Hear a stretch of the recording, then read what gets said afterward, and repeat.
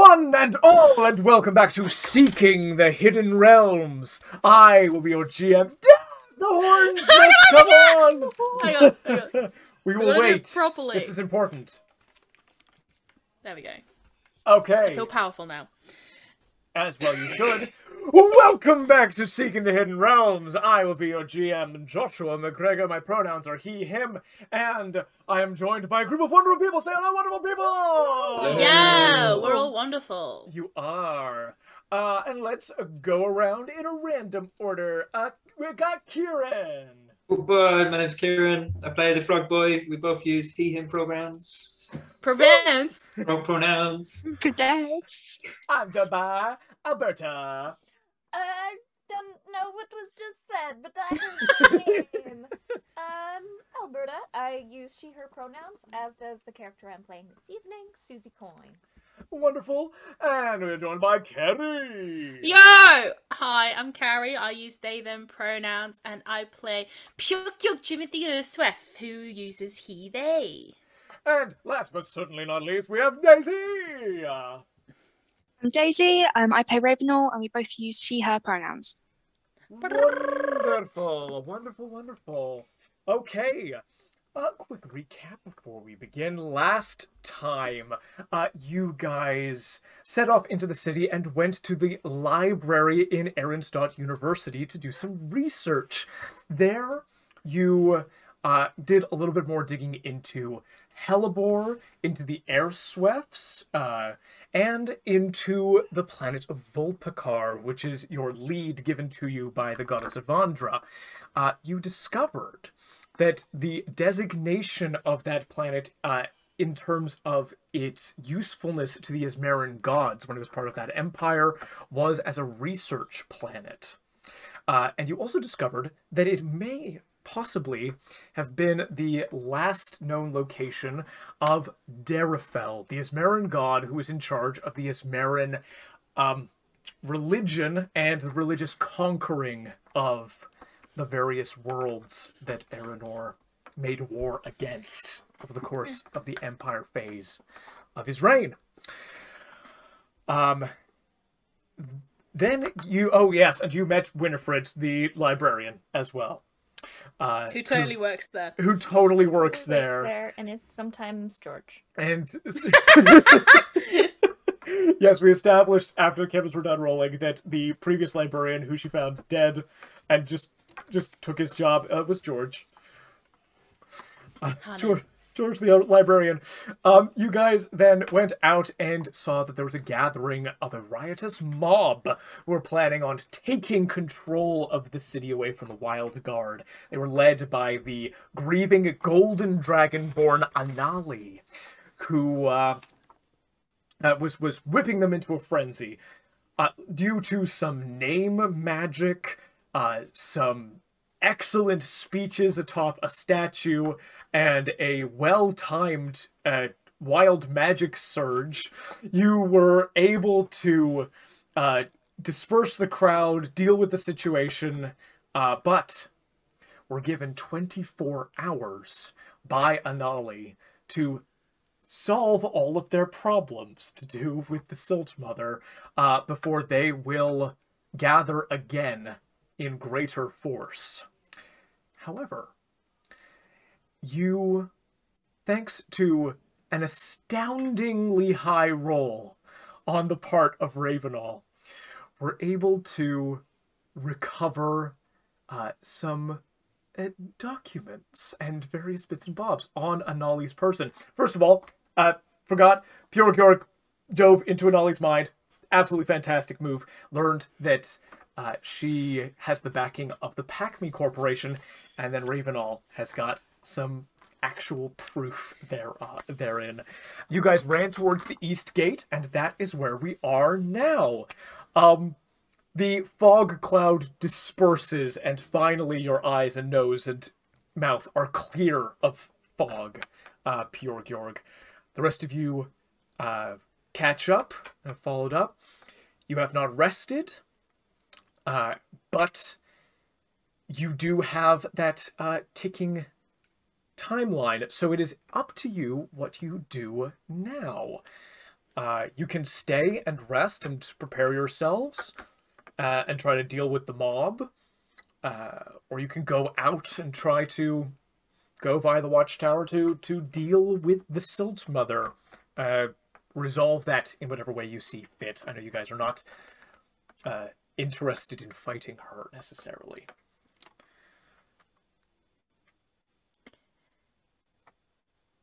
What do? Is Dendro with us? Dendro's with you. I made it. Dendro is... Where have you guys been? We could ask the same to you. Well, there's been all these people fighting, and do you know how many arguments I've had No to shit, break one of up? them tried to kill me. Oh. Well, did you deal with him? No, I'm a ghost. Well, Yeah. Just a big old undead party you're part of now, Dendro. What did you think all of that smoke was? I've always wanted to be. It was all of my ghostly fumes. Ghost crew. Yes. Yes. Right. This means we're unstoppable. Yeah, that's what it means. Because you can't stop ghosts. I think Bill Murray might have something to say about that, but okay. Who? Milbury. He is a well-known buster of ghosts. Oh. Cagrid folk hero. Yes. As long as we stay away from him. Yeah. We'll be good. Okay.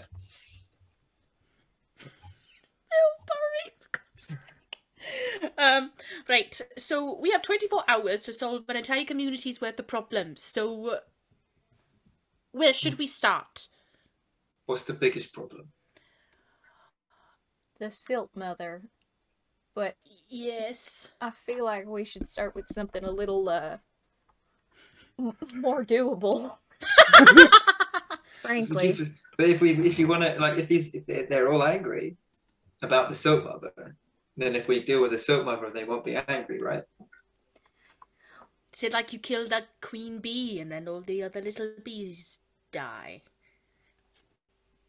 That's how bees work, right?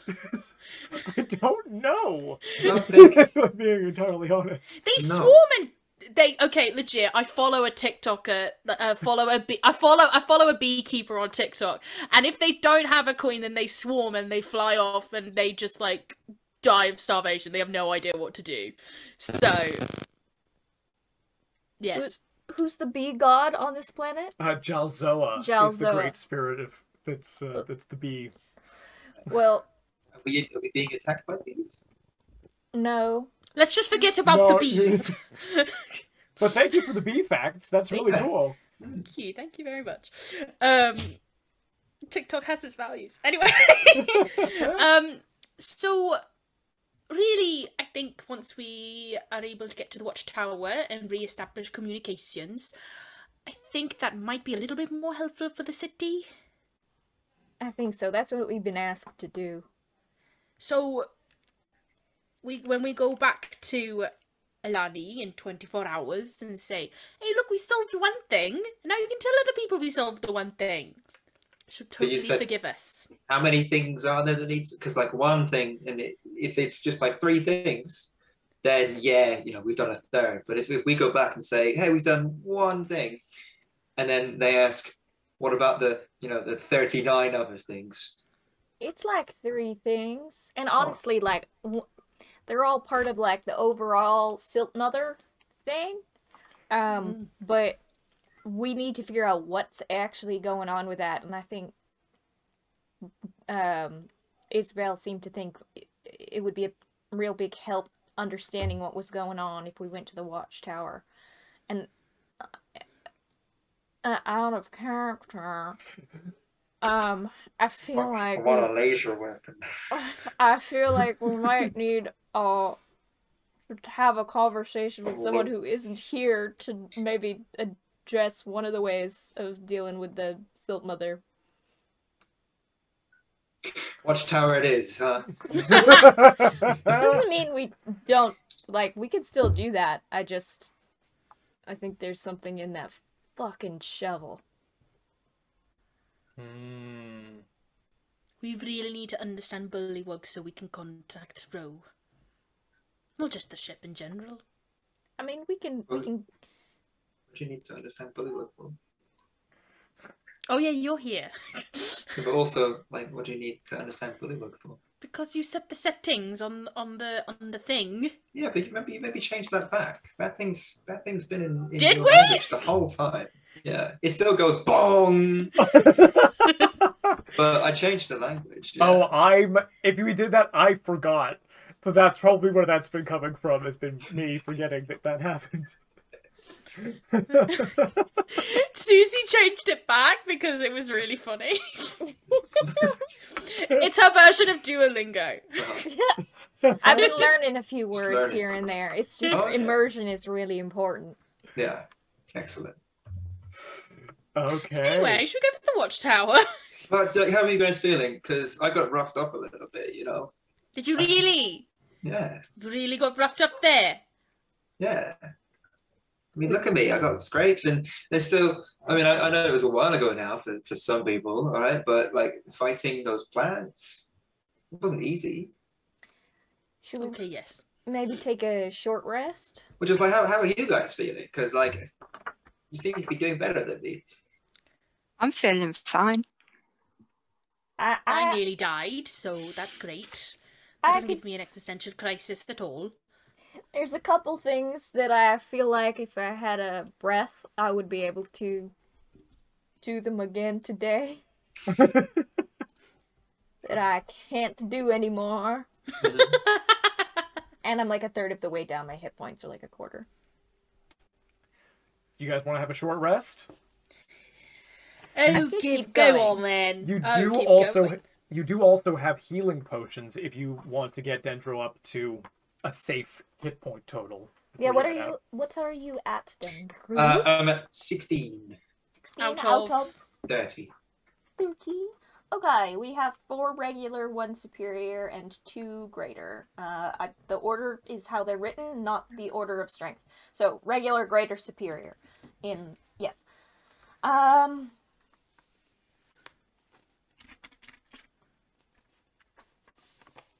And Josh has pulled. I have. God So has. normal God has pulled up the potions. Normal is 2d4 plus 2, greater is 44 plus 4, and superior is 8d4 plus 8. Wow, thanks, God. Just, No worries. Take a normal. Take a regular? Yeah. Take a regular and then. Please mark off that potion and roll 2d4 plus 2. I'm marking it off. And I'll take a grande with a cinnamon syrup shot with oat cream and cream. And cream. Oat milk and cream. Absolutely. Let's just roll to see if that's normal cream or foot cream, shall we? Ah! No. I Gotta be rolled specific with your wishes. 2 1s, so that's 2 plus 2. That's 4 points. 4 points.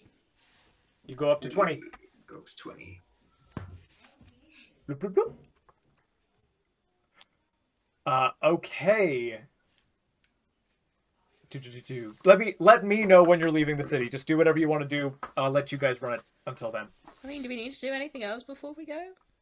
Ravenel needs a quick snack. Oh, you need a snack. Oh, I need a snack. Well, we do have a load of corpses. We can... Do we? Wait, do we? What? No. No, we don't. What are we doing with that? What? Where did that come from? Piuwhgieawrg saw it in the fog. Yeah, I'm a ghost. I just see the corpses of I see dead people. of previous see dead people. wars. And I see dead people. I don't know why. Maybe Porgy Does it do with thought, Millberry? maybe Porgy Milburn. thought he was close to death. He just saw loads of other people dead. Dunno, babes. Where can we get a Kentucky sucked blood?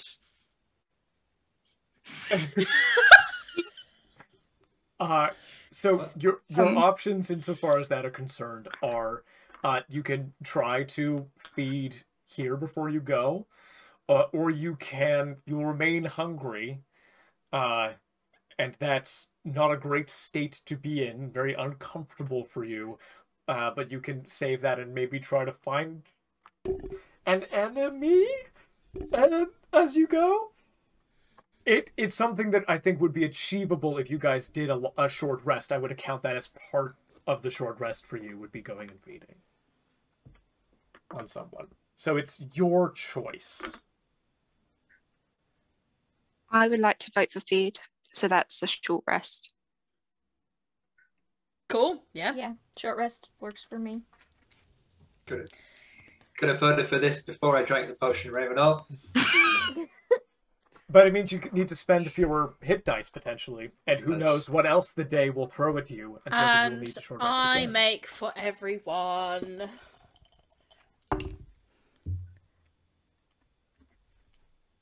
It's 0-0. Does that mean it's like... Is that 100? Or is that... What's the other dice? What did you roll on the other dice? 4? So it would be 4. Rolled a 4. Yeah, 0-0 is like basically whatever you roll on the other die is gonna be your number from 1 to 9. Unless Right. you roll a 0 on the other die, then it's 100. Cool. I made you all a mango turnover. Ooh, Oh, it's getting fancy. very nice. Very fancy. And on short rests, I looked it up, and now I'm doubting it. But I believe you do add your con mod to what you roll on the die. Which is 0 anyway. 1d... Yeah, what's my... I'm going to double check. Everyone roll whatever you want to roll. I'll roll a d20 then, please. D8. I actually don't know what I think it's d8. Yeah, it's you D8 do add per your row. con modifier. You do? Yep, Haha. for each die. Yes, thank you. I'm back up to full. 8. Let's roll 2. Let's roll 2. Susie's back up to full. I rolled 12 in total, so I'm back up to full. I'm just gonna do... I rolled a 5, so I'm now on 24 hit points. How does one do this? I've never rolled for a short rest before. So you know your pool of hit dice? Under Good your question. hit points, you got your max HP, your HP, and then your hit dice. That is blank. What is your level? 4. So you should 4. have 4d8. 4. Okay. And you can use any number of those, and you don't have to choose how many you're using and then go, oh, I rolled too much. Like, you can roll 1 and see if you need to add more. And then add my constitution on top of that. On Yes. top of, yeah, for each die you spend. Cool beans, thank you. No problem. But then you need to mark it off what you have remaining, because you get back half of what you spent on a long rest, I think. So like I spent 2 of my 5d10 today, so I'll sleep, and then tomorrow I won't be back up to all 5d10, I'll have 4d10. Right. I believe it's how it happened. You're correct. Thank you. I'll roll 2. So it's 8. If I'm a level 5, how many would I have? 5. 5 But to a year 6. would be d6s. 5d6. Okay. So I've rolled twice, and I add my constitution per roll. Yes. Okay. I'm plus 18. Okay, so you're back up to full. Is that right? Uh, Yes. Yeah, you're back up to full. Yeah. Which is currently 48. Yes. Ravenall's body has adapted. Yeah. Oh yeah. She got hit and was like, not again. No, not doing that. I don't enjoy taking damage, so I won't. Owie, me no like it. And Ravenall, you feel, of course, the short rest as you go and find someone and feed. Your hunger is sated. And once again, you get that ripple of magic through your body, and you feel your cells almost like hum and vibrate. And whatever is happening to you accelerates. No new effects for you yet, but that might change on a long rest. Oh yeah. Okay. You guys have done a long rest. You now have 23 short rest. hours. Sorry, a short rest. Thank you. And just really quick, the thing with the Illibream stuff is a theory. It doesn't mean we can't go. It's just that's why I'm not suggesting that way, and also because we've been asked specifically about the Watchtower. But there's also the air swifts. If people would want to deal with that first, or what? Just so you guys know geographically how this is laid out, the location of the Urswefs is not a secret. It is, well, at the very least, the general location of them is not a secret. People have gone to try to defeat them. So basically, to the north of the city is the Watchtower, and beyond that is where the Urswefs are. Okay. Yeah. So, it's almost like a quest chain. In like a video game or something. A what game? It's like a normal game, but you get like some pads of paper and you go and you make an animation. Cool. Cool. Anyway, You. technology is a thing. No, you guys would know what people would be making Pong by now. Yeah. Yeah.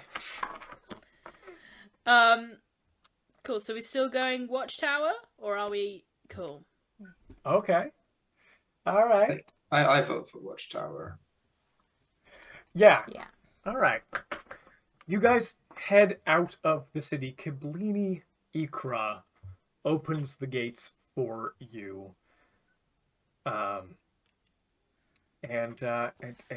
you go, unless you'd like to, you can leave by the east or north gates, whichever you prefer.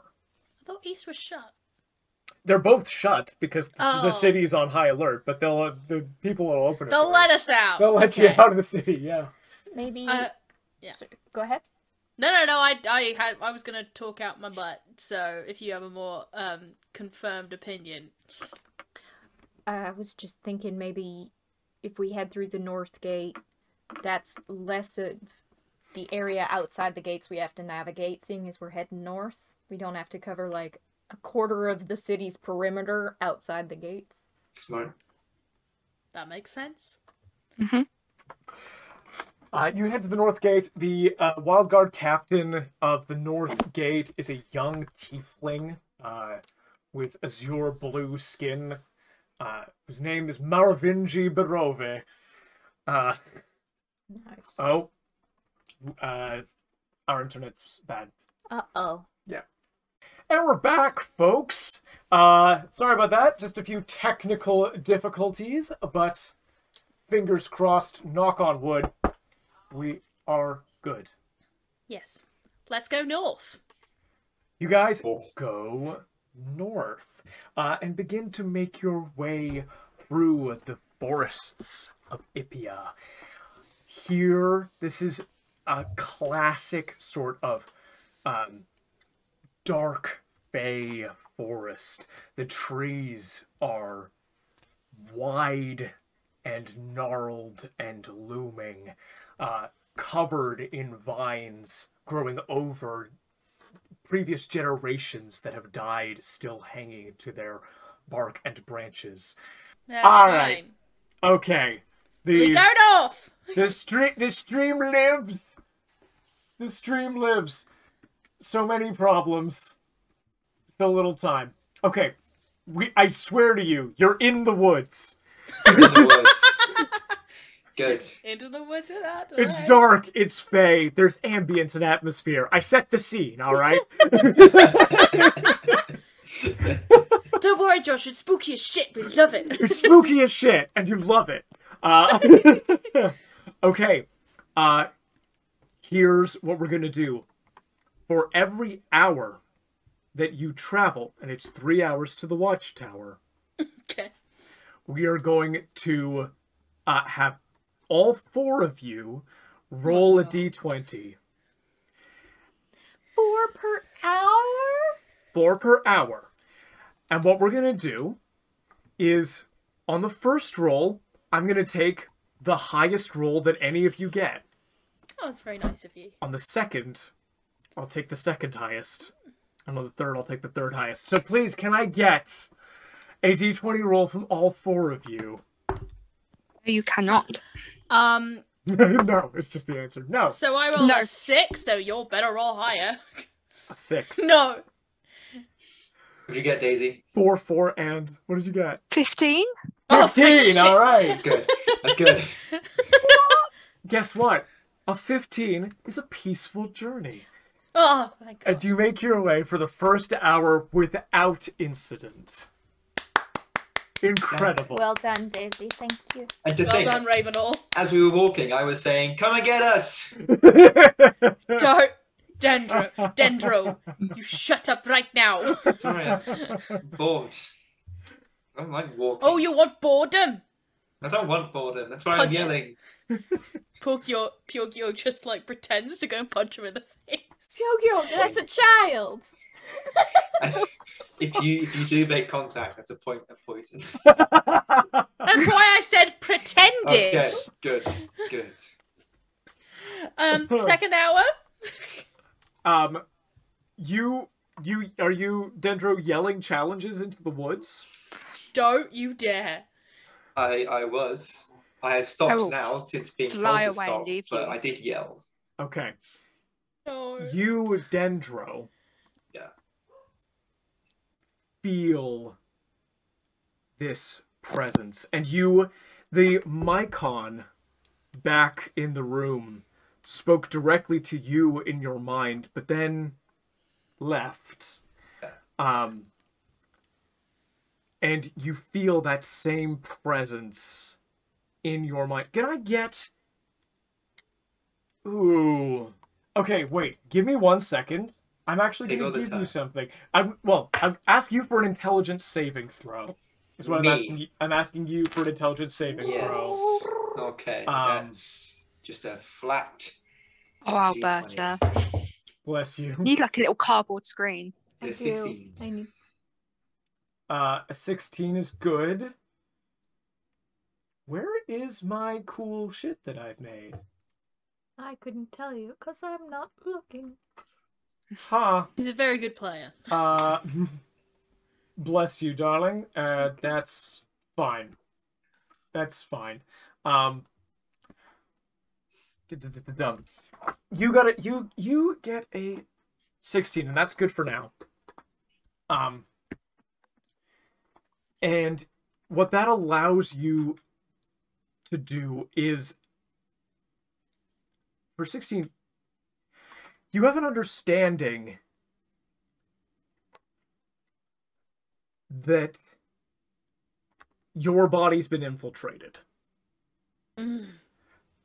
There is a presence here that is foreign, and it is aware of you, and it is monitoring you. Mm. And one of the reasons that you're able to pick up on this is because this is a sensation that Dendro has felt in the past, and it's very, very similar sensation that some others have felt as well. Can we put Dendro in airplane mode? Second hour. Can I get 4 d20 rolls, please? 17. 17 is good. What else? 10? 9. 9. 19. Ooh. 17 is the 17. second highest. That's really good. In fact, something good happens in this situation. Oh, good kind DM. A good, kind DM I am. You come into this area where a very tall tree, long dead, has fallen and long since begun to decay, and see that mushrooms have grown from its decayed trunk. And you are able to discern a magical quality to these mushrooms. Could we do a roll to find out? Absolutely. I'm proficient in Arcana. Then I'll help you. I'm gonna shout at the mushrooms. What do you do? Thank you. I needed the advantage. Okay, that's fractionally better. That is a 15 from me. 15 Arcana in total? Yes. Okay. I'm just finding one thing. With inspiration, do I add to my roll? No, you can burn inspiration to re-roll and take the higher roll. DM's inspiration not is yet. different from Bard Yes. inspiration. Cool. I will reserve it for now. You'll reserve it for now. In response, I'll get to that in one sec. In response to Dendro yelling at the mushrooms, a voice in your head that only you can hear says, "I do what you do, Arnbjorg." That's who we're talking to today, is it? That's it. That's all you get. I can't talk back to it. Shit. Someone on my turf. I would chuckle and leave it at that for now. Okay. These mushrooms look to be magical, and they don't have. There's a you would be able to recognize specifically. Many mushrooms take on the magical properties of sort of like wild magic, and can create sort of a more randomized version of effects. These look stable. You're not able to determine what effect they'll have, but it seems like they're all of a kind here. Okay. I mean, makes sense. Piuwhgieawrg is a baker. There you It's go. a variety of mushrooms. At various kinds. It's led to some wild parties. Anyway, I say we should harvest them. They are not going to kill us, I promise. Alrighty. I will look at the tree and just put my hand on the tree and then move my hand over so that I'm touching one of the mushrooms and say, "Is that alrighty then? Can I get a sense of if it would be mad at me for taking the mushrooms?" Go ahead and roll an insight check. Thank you. Oh, can I help you? Yes. Because I can be like, oh no, I'm really sorry, I forgot to ask consent. That's really important. Just on this planet, it's particularly thing. Oh boy. Those are 2 6s. Oh. No. 10. I rolled 2 natural ones in a row on that dice roller app the other day. I just want to put it out there. Wow. Can I give Suzie my inspiration? I will allow you to burn your inspiration on behalf of another. Yes.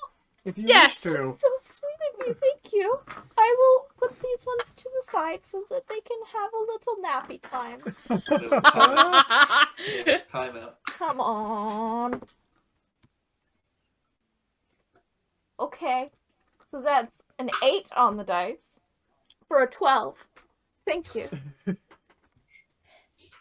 On a 12, you know this planet, and you know mushrooms are the fungal network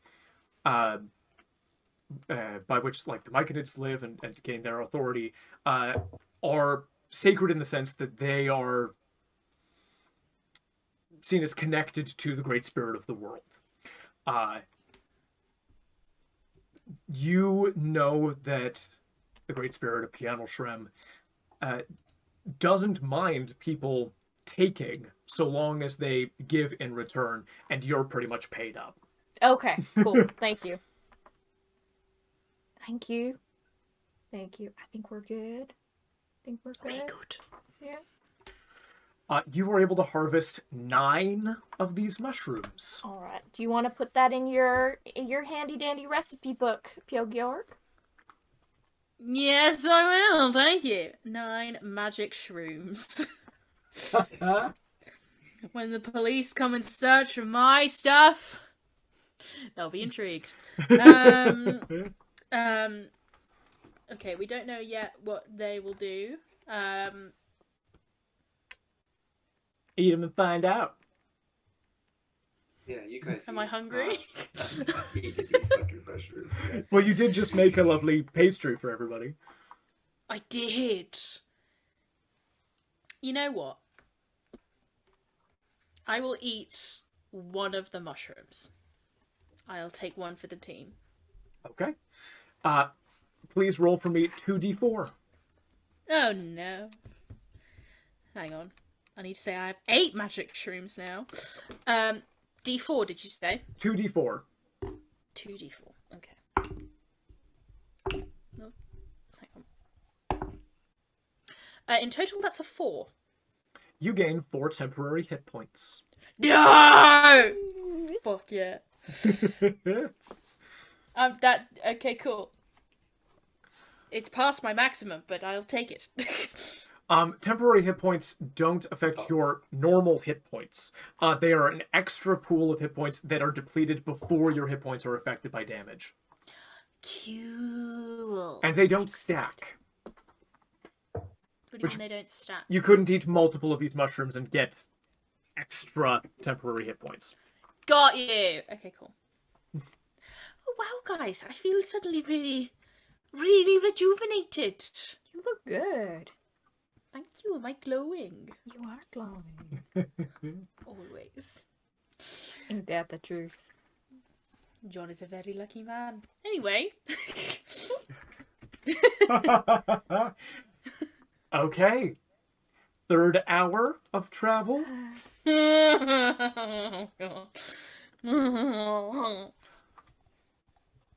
Gotta get a d20 roll from all 4 of you. That's Oh, I rolled a 4. I'm so sorry. 5. 4, a 5, 16. 16. Even me. Even you. The dice know I'm in withdrawal. The dice know about my medication mess-ups. 8. Okay. I'll use 5. a luck. It doesn't matter because it'll either be a 5 or an 8. So I'll use a luck just to try and maybe make, To make yours better? 5. Yeah. Because right now, there's a 4. It's a 4, 5, and 8, and a 16. So you re-rolling yours isn't actually going to help here. Well, I got a 7 instead, so then it'd be a 16, an 8, and then a 7, right? For the 3rd lowest. I feel like we're still fucked. Better than 5. No, because the 3rd lowest is still going to be a 5. Because Carrie's roll was a 4. Oh, wait, sorry. Yours was the 5? I was the 5, yeah. You're the 5, so that goes up to a 7. Yeah. I apologize. I misremembered who said what at that point in time. We are still gonna die, though.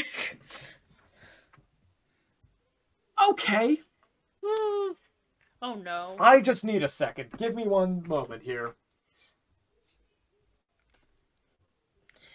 I never like the sound of that. Dear dice, babies. I don't blame you. I understand. You could feel how I'm feeling, and I get it. Get it, babies. We'll put you out to bathe in the moon sometime, okay? Would that make you feel better? It would make me feel better if I bathed in the moon. Okay. Mwah. Get to speak to my babies. Of course. You travel for the 3rd hour. And you, about 30 minutes into your, no, before that, around 15 minutes later, after these mushrooms, I'll wait for Carrie to rejoin.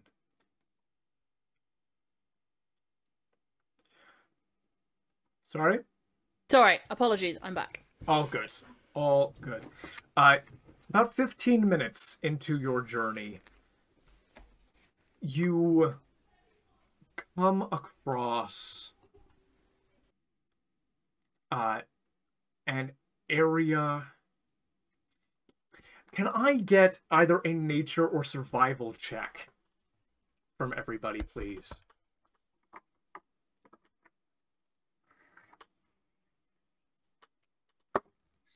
Survive. 17. 17. 12. 12. 19. 19. 13. Cool. For Dendro and Suzie, this is an area of younger growth.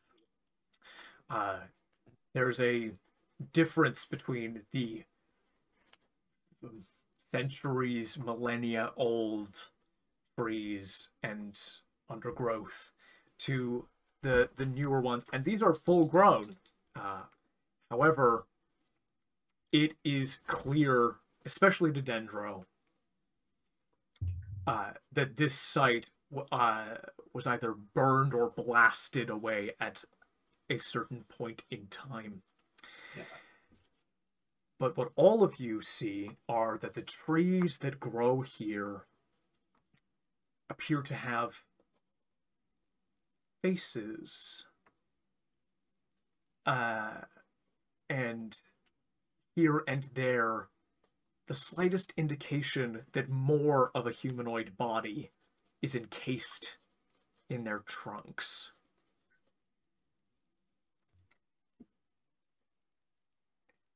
We got people trees. Oh no. I leave it to you. This is an area that you can pass through.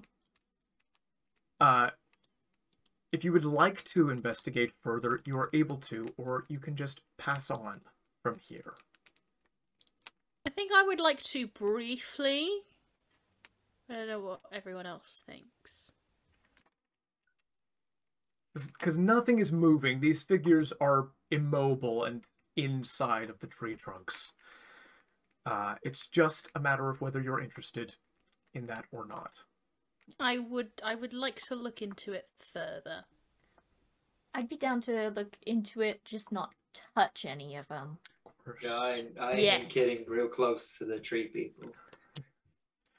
Can I get a perception or investigation check from the two of you? What's Raven all up to at this moment? Flying overhead. Nope. Did you say perception or which Investigation. one? Investigation. I'm going to use perception, so that is a 19. 19's good. It's a perception, which I get a +4 to, which makes it an 8, because I rolled a 4. Amazing. It's okay. Piuwhgieawrg, you get close and you examine one of these faces, and at first you're like, oh, there's some like cracked skin on the face or something. They don't look rotten. They don't look like, they almost look carved, these faces. But then you get closer and you see not carved, but certainly not flesh. And where the skin had flaked away, in fact, what you're looking at are tiny plating pieces that have come loose and free over time. And you look inside and you see each of the plating pieces that remains in place has a small piece of metal with hinges and etc. that go further into the head. But it is too dark to see to where. But there is a network of these plates that seem to almost be mobilized from the inside. There's machinery in here. Even on an 8, Suzie, you get closer. You've seen these specifically before. Okay. These were Juthran warforged. Face dancers, machinery that was made to look humanoid, machines capable of passing themselves off as various different sentient beings and manipulating their appearance. No, I hate this. Face dancers. That's a great thing to write. Suzie, what is it? I stole it from Dune. This is good. It's a good name. I don't want it around me. They're I back up a bit. They're, Is this what like made? Because like Suzie, you could tell this area is fresh. Like something happened here. Was it these? These were the Edifetra Titan that was on this planet. They're warforged. And would I know of the event that? You start piecing things together. This wouldn't have been a specific event. This would have just been a battle. The bombs, machinery would have been employed here. Yeah. And it looks like trees were made to grow actively around the bodies of these warforged as a retaliatory nature-based magic. Cool. I explained that. There are potentially 20 figures in total. I suggest we keep moving. Wanna hang on a minute? No! Dendro! Well, No! You don't even know what I was going to say, Piuwhgieawrg. But you like to cause trouble. I like to cause trouble. Yes, you do. I like to cause trouble. No, don't turn this back on me. I'm only trying to do the right thing. I just end up in trouble. That's not fair. Allow me to finish my thought, please. Then you can decide if it is too chaotic for your nature. Right, fucking hell, call me out. Jeez. Now there's I don't even know how you say it. Edifetra remains on this planet somewhere, right? Titan remains. We don't know where it. I We don't know know where I've it asked is, this that's nearly right. every week, and I can't remember. I know I've asked you this in session and outside. The city There's of a Wild bounty. Folks. There is a bounty. The city of Wild Folks Folly was built on the spot where Hellebore slew Juthra, but the Edifetra Titan's body is not common. The placement of it is not common knowledge, and it is not within any of your knowledge. No, we don't know where it is, right?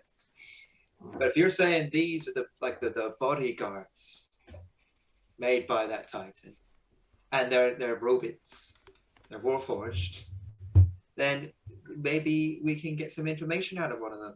I don't know, they got like chips, crystals in their heads. They're like little metal plates. Yeah. Those were the segments of its visage. I see Beneath and that. below were the I'm gonna Piuwhgieawrg is very articulate. Carrie is not. dig in there, find a little bit of information.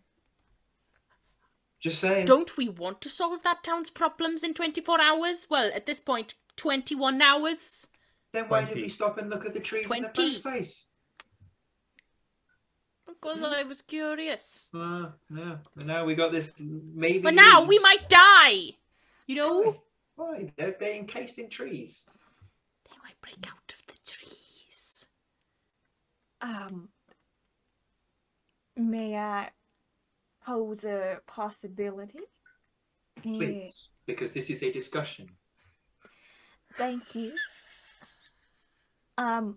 Perhaps we do the stuff that we need to do on a time crunch, and then after that, if we're able to investigate, we can.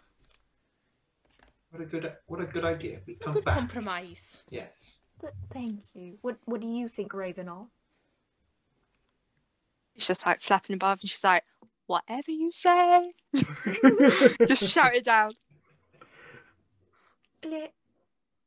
Let's move on. And we'll probably, I'm sure if we spoke to the people at the Watchtower, they might know something more about this as well. And so we'd be coming in with more information.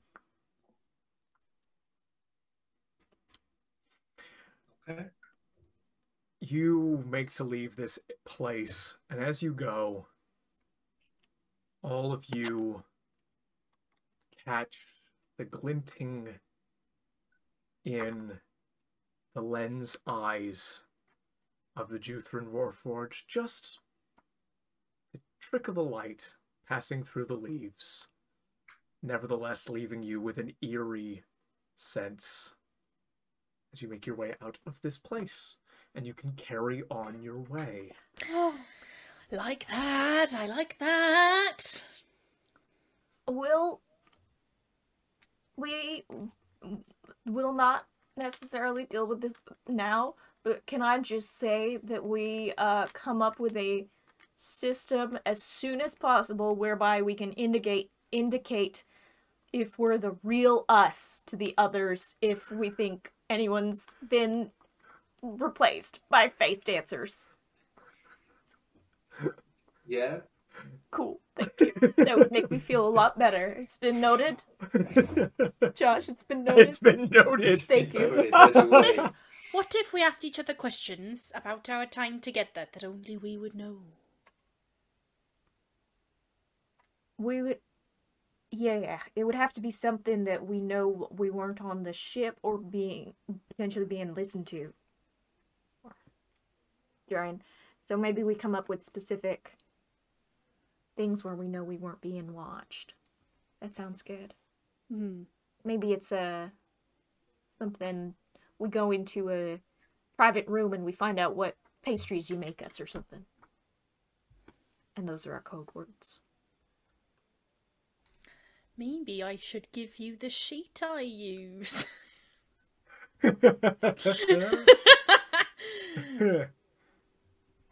Copy link. I've put it in here. Fantastic. Thank you. Yes, okay. But this is not the only thing that happens on your journey, for that was something that was planned from the beginning.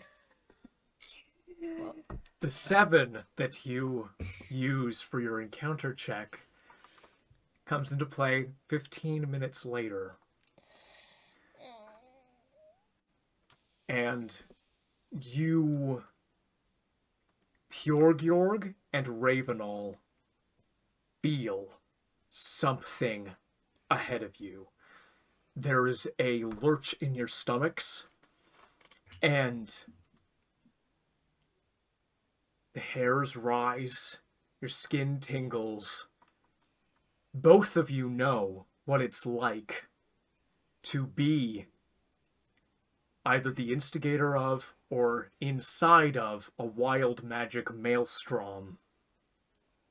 And you feel before Suzie and Dendro see the multicolored polychromatic swirling and hear the buzz and fizz and music and howl of magic. you feel that wild magic is running rampant uncontrollably ahead of you. So, you know the thing that happens, Suzie and Dendro, when I kind of spiral out of control with my magic? Yeah. Yeah, we're about to walk directly into that. Is there Really? any... I don't see it. Where? You'll know. A wisp of purple and green light that smells like the number 7 enters into your eye, Dendro. Oh, hey, there it is. And you feel it is approaching you, whether you go to it or not. And phasing into existence, around 30 feet from you, a tall, bald-headed, Arrowgeary, Goliath-type man, looks crazed. Magic seeps from his skin, bursts out of his fingernails, radiates from the soles of his feet. Help me! Help me! Can I get everyone to roll initiative, please? Yeah. What did you say, they were? An Arrowgeary. How do you spell that? I'm gonna throw it in the Zoom chat. Why, thank you, kind, gracious, brave, funny, kind DM. Thank you. I'm so flattered. Do I get my inspiration No. back? I'm kidding. I knew it was You coming. guys have got this. You got this fight. I don't need your help.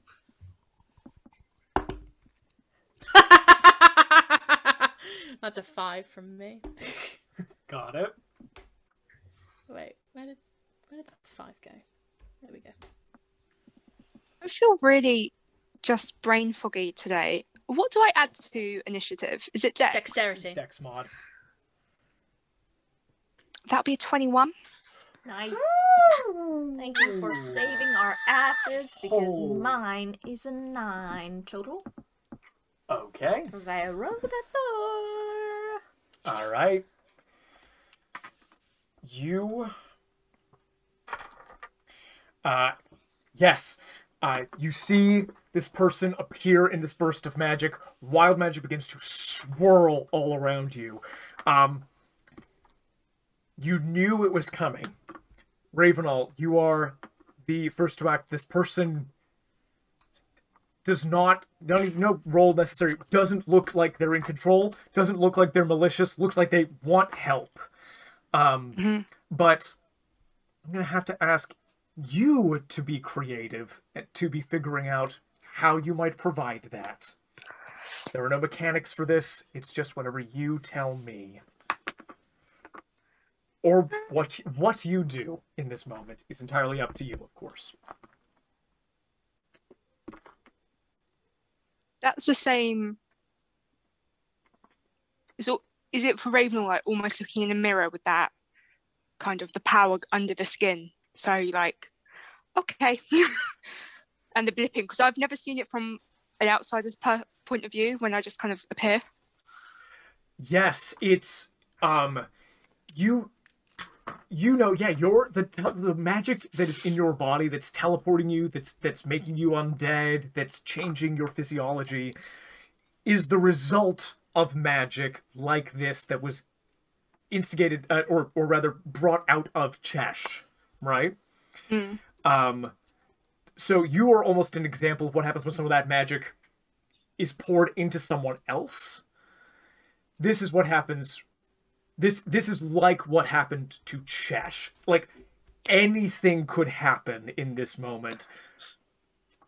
It could be good, it could be bad, it could be as weird as whatever's happening to you. So yes, it feels the same, but that's kind of because some of this magic was poured into you. Whereas Piuwhgieawrg, Chesh, and this person seem to be more generators of it themselves. I'll fly down in front of everyone.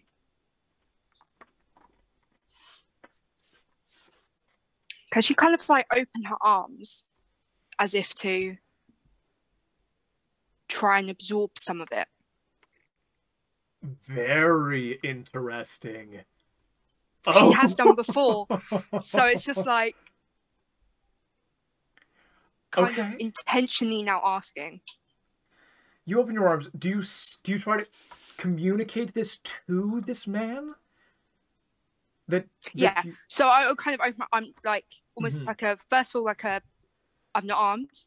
I'm not hurting you, and kind of open up to. I want to help. You need to try and pass this a little bit on. Pass? What does that mean? How do I do that? God, she doesn't want to get attacked, but it's just like. How?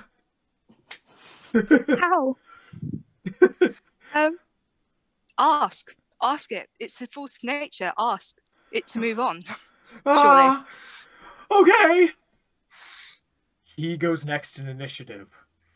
So here's what's gonna happen. I'm gonna roll on the Wild Magic Surge table, and whatever happens, there's gonna be some DM leeway, but it's gonna be directed towards you. I'm so glad I'm tanky.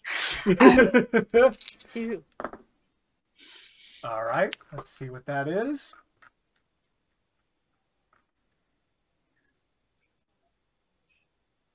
Okay. Oh, wait, okay, one sec.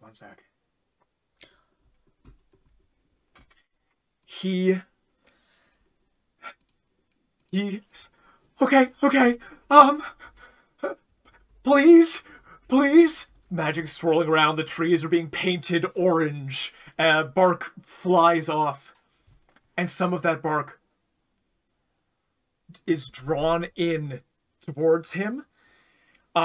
It encases one of his arms, and then shatters and reforms and shatters again, lifts off of his arm, and these pieces of bark gain this reflective quality. Light begins to refract from them, and he looks terrified, doesn't know what the hell's going on, and then his arm is yanked forward, and these shards fly into your body. I'm gonna make a... could you give me a dexterity saving throw? Of course I can. I'm proficient in that. Uniquely proficient with this. Can I not try and disengage? You're not... It's a ranged attack. Oh. No. Oh, no.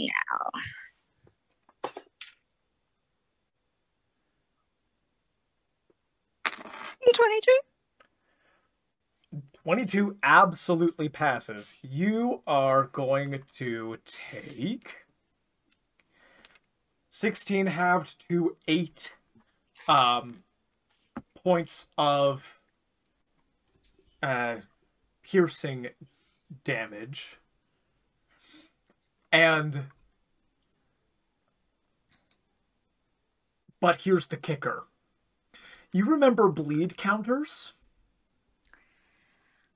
I'm aware, yes. I'm going to have the number of bleed counters this gives you. You get 3.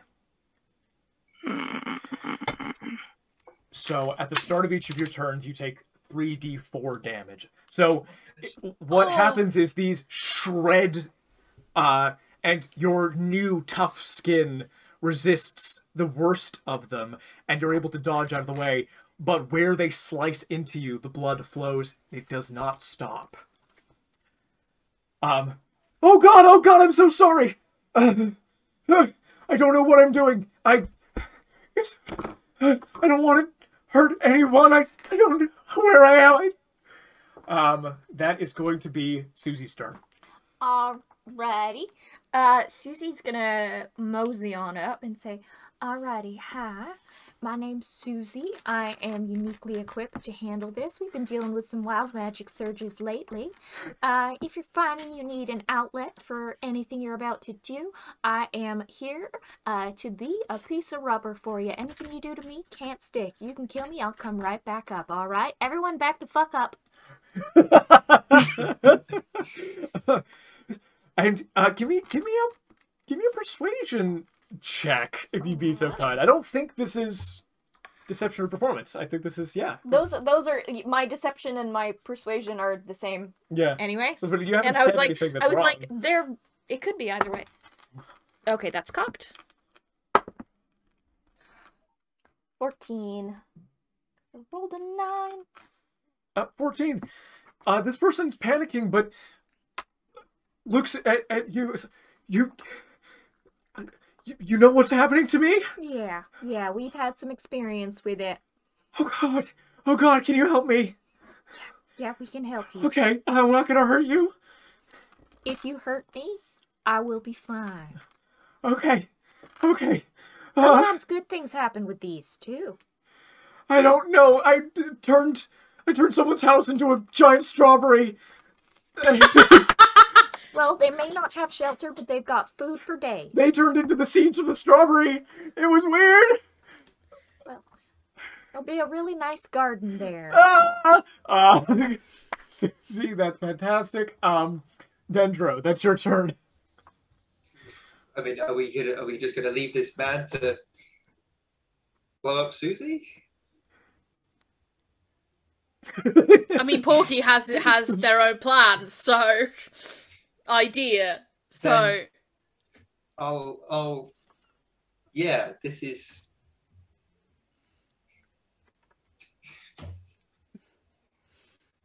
Dendro doesn't know what to do. I mean, do you want to take this one, Suzie, or Yes, I would, thank you. don't want me to get in there and give him a couple of sleepy punches? Let's see on the sleepy punches. He might just wear himself out a little bit. Okay, so I'm gonna come up next to you, and then I guess hold an action so that if what Susie's trying doesn't work, I'll just attack. I need to know on what condition your attack is going to go off. Once he's done his thing, if it doesn't immediately stop, then I'm attack teaming. So, if he wild surges and the magic does not stop, you're going to hit him. Yeah. Amazing.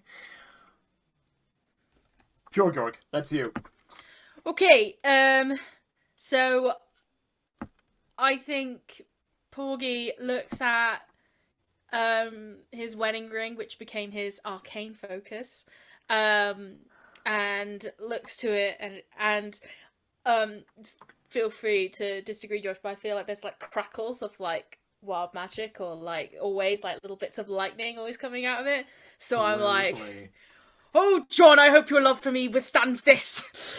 And I go, I kiss it, love and a prayer, and I just yeet it at the guy to try and absorb the magic. Okay. Or like, oh god, no, I've said it now, I can't go back.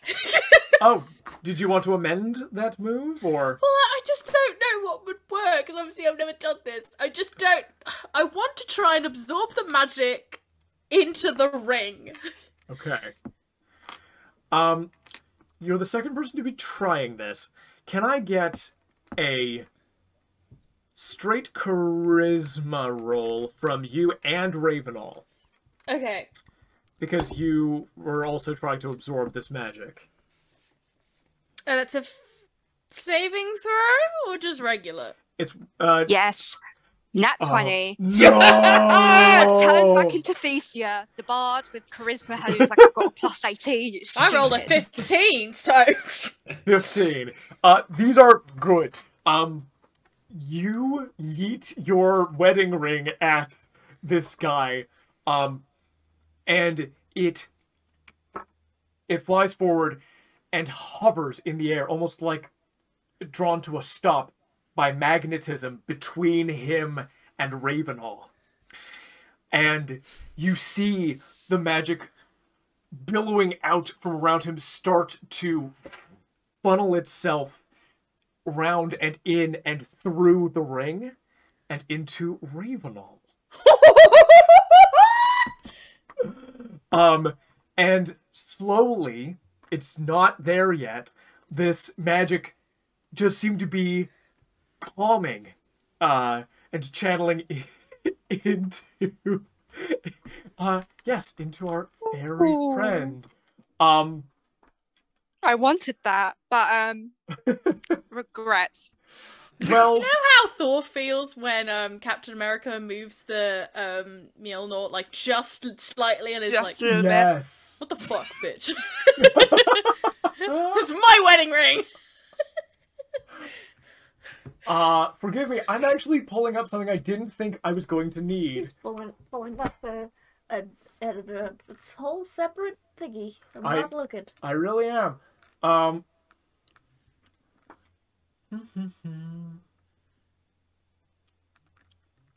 the meantime, can I take a bonus action to convert to take 3 sorcery points and put in a level 2 spell slot, please? Yes, absolutely. Thank you very much. Ravenall.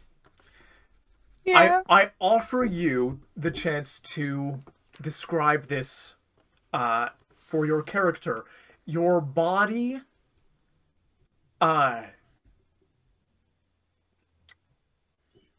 its volatility. I'll move off of the thing now. Thank you. Yeah. The volatility of your body increases by degrees.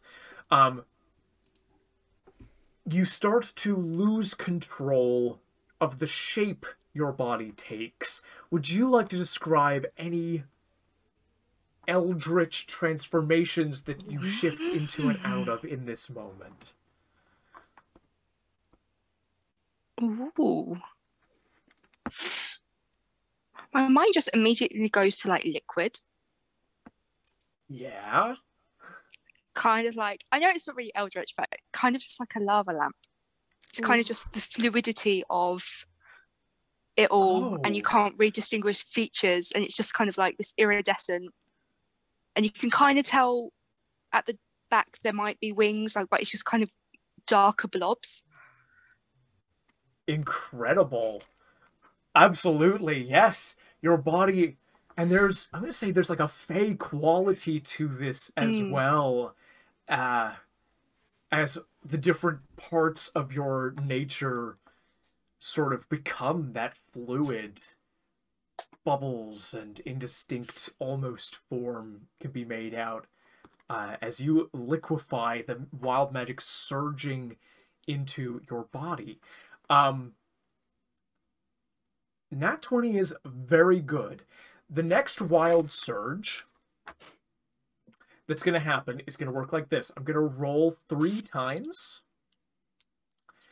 I'm going to tell you... I'm going to give you an idea of what each of these does, and you're going to decide the direction that this magic takes as you draw it out of this man. So, the first one is a 38. The second is, holy crap, I think that's 100. 100? No, that is... No, Oh, because 10? 0 zeros... Yes, I think it's a 10. It's a 10.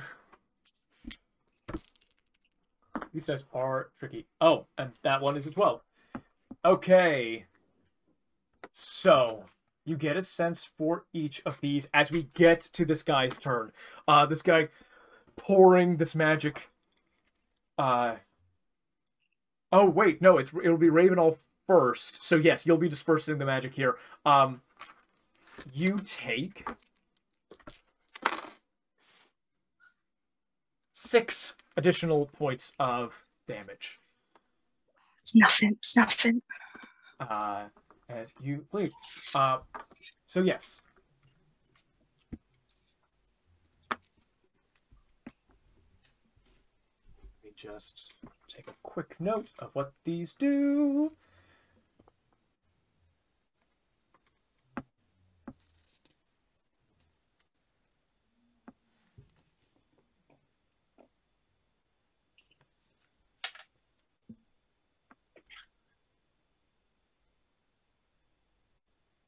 Okay.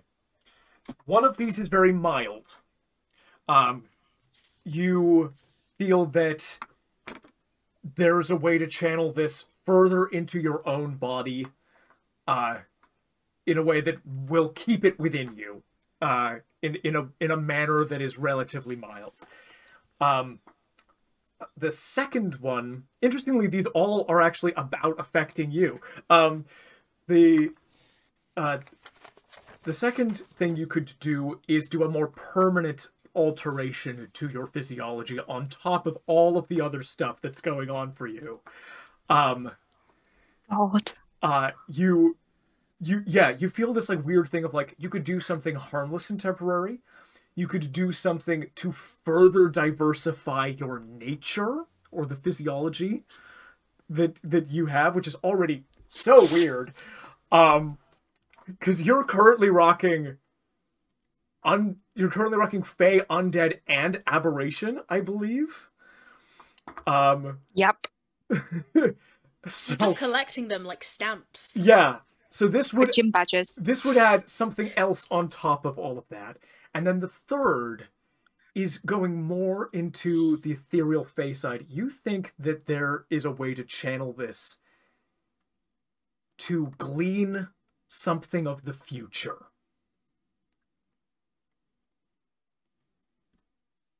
And you get to decide what path this takes. I know. You can leave it up to the dice if you prefer not to choose, but... She could gaze into the future. Yeah, I might have to, because I feel it'd be very selfish to do anything else but the last option. So I'm going to be like, dice. Shall I roll a d4 and on a 4 I roll again? Sure, whatever you like. That's so Raven. That's a 4. That's so Raven. It is a 3. So it is the future. Okay. That's so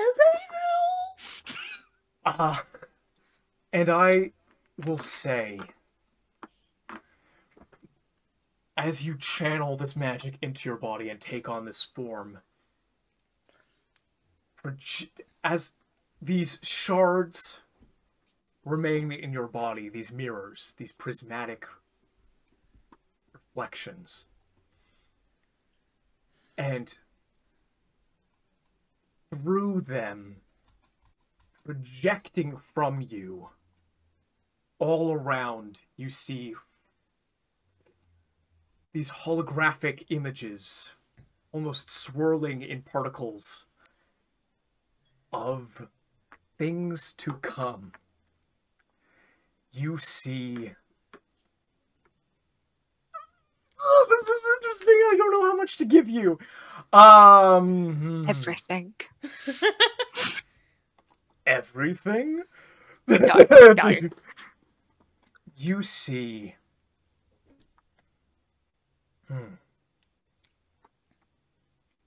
You see a figure whose body is darkness and whose head is a deer's skull, reaching into the earth and animating an area around all of you. But then this form disappears and fades. You see a broken tower, and beside it, hulking, smoking, misshapen, the form of an enormous, crashed starship. You see that image fades, and in its place, almost as real as though you could touch it, you see the Erswef Bakery. Piuwhgieawrg, you recognize it from your home. Appears.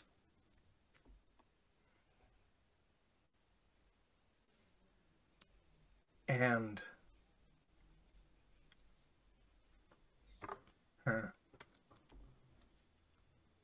You see. How much further do I go here? So much. Would you like to train your foresight in this last moment while it lasts?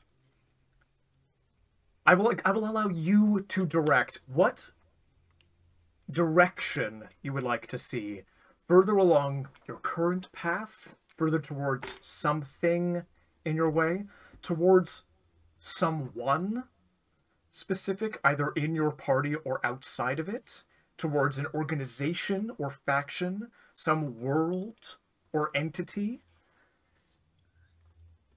So many options.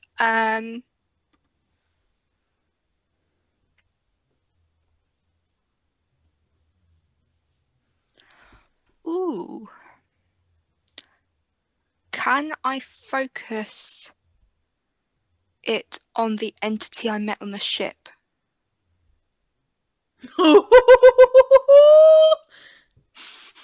You focus your foresight and the projections fade.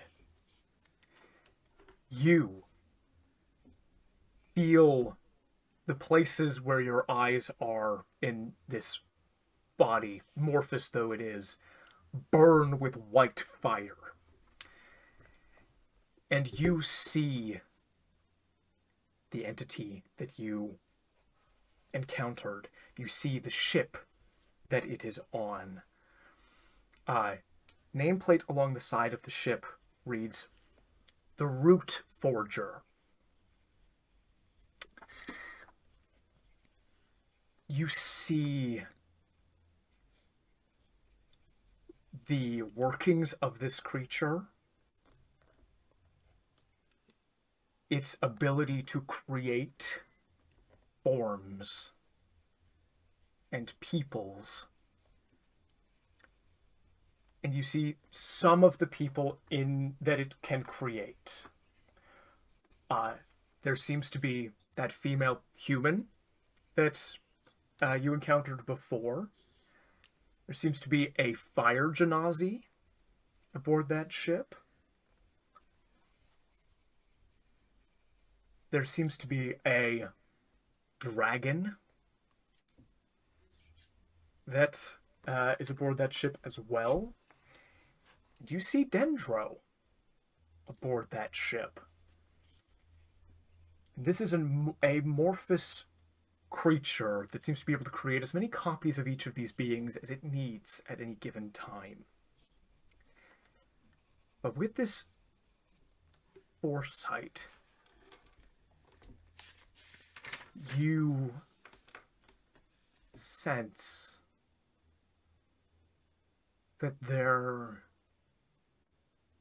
is one tendril from this being that extends not in a physical way,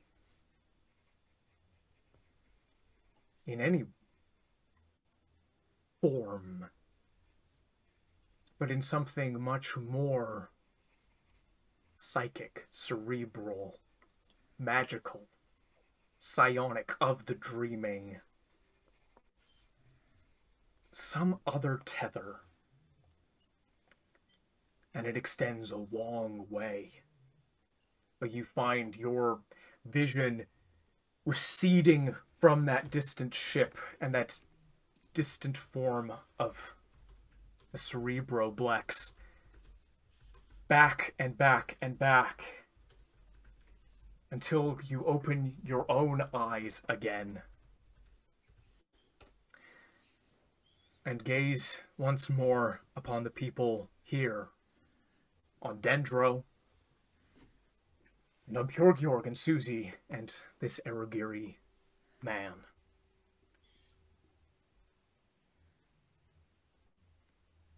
The sight that you saw could have been from any time, but you cast your vision in that way towards that being,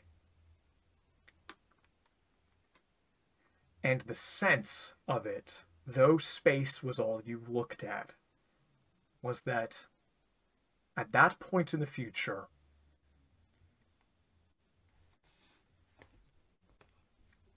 this being was going somewhere very populated.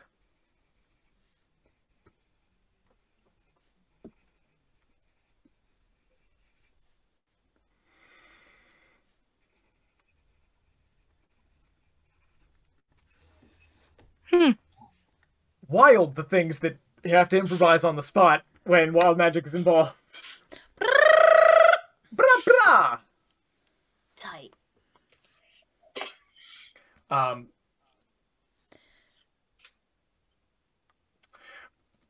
I believe, in response to that, that has Ravenall told anybody about her encounter with the Yes. Cerebro-Blacks? So it wasn't immediate when it happened because she was a bit upset, Yes. but we did make the joke because she said, "Oh, it's the thing that tried to put its hand in my mouth," and everyone was like, "What?" Yes. So she had explained very briefly, but they are aware that she's encountered an entity when they were on the ship, and it went into everybody's mind because she was like triggered. 2 questions. Mhm. 1, did we see any of what Ravenall just saw? And 2, if we did, are we currently in a situation where we can respond to it, or are we still getting lots of wild magic man? You saw everything except for the Cerebro-Black stuff. Okay, cool. So you saw your bakery, and this creature with the deer skull, and the broken tower. Cool. Yes. And as to whether you are in a situation to deal with it, the wild magic is drawn from this Aragiri man. And passes from him and ceases, and he seems to stop. Magic flows, the wedding ring falls to the ground. In the grass. Oh dear God! I run. The very short grass that make it easy to see the ring. Thank fuck for that. I'm so sorry, John. I'm so sorry. I did not realize. Oh my God, I love you. I'm so sorry. And you put the ring back on, and he goes, "Oh, well, that's good." And one last burst of magic comes out of him, and an 80-foot radius anti-magic field extends out of him, and Ravenall, you are back in your form. As magic is dampened around him. Oh! That's not the end of magic, which is what I promised. He looks at his hands. I think I'm good. I think we're good. Wow, Okay, Ravenall, that was a really mega form you got there. It's mega evolution. Just kind of like kind of just tapping her feet like on the ground, like, oh, I can feel things again. Yeah. We will dissect that in a second. Do we just send this guy on his way now, or? No. I was going to say, firstly, we ask him, "Hello, I'm Piuwhgieawrg. Hello. These are my friends Suzie, Dendro, and also my friend Ravenall, who just saved your ass. Who are you? What's your name?" First off, thank you. I don't know what you did, but thank you. The name's Gorban. Gorban Cole. Gorban Cole. Would I know that name? No. Okay. Gorban, I'm gonna go out on a limb here and say you're not from around these parts. I don't know where around these parts are. Alrighty. My home is a tundra, in the north of Rayara.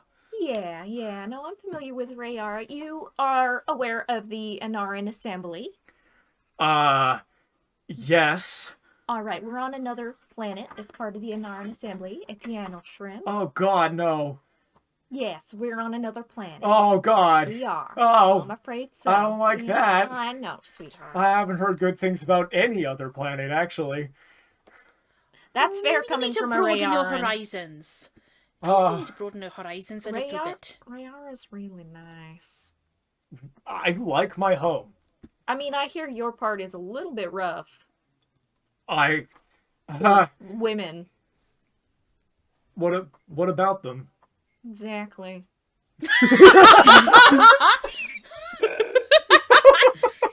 Hey. Rayara is a lovely planet. It's a lovely planet. Yeah. Okay. I'm still freaking out. Cause... What is the last thing you remember? Was it the strawberry house? Shush! It's been a lot. So okay.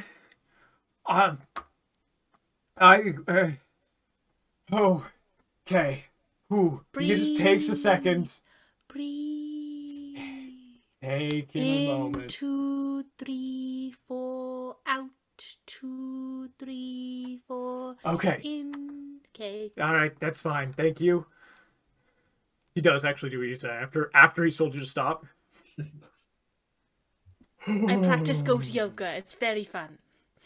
I don't know what that is. I don't know what that means. What's yoga and what's a goat? They don't have much Is that time Josh for asking or Corbin? Corbin.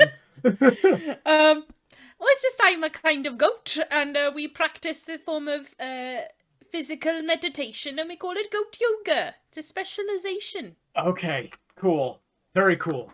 And we have humans walking our back sometimes. I'm kidding. No.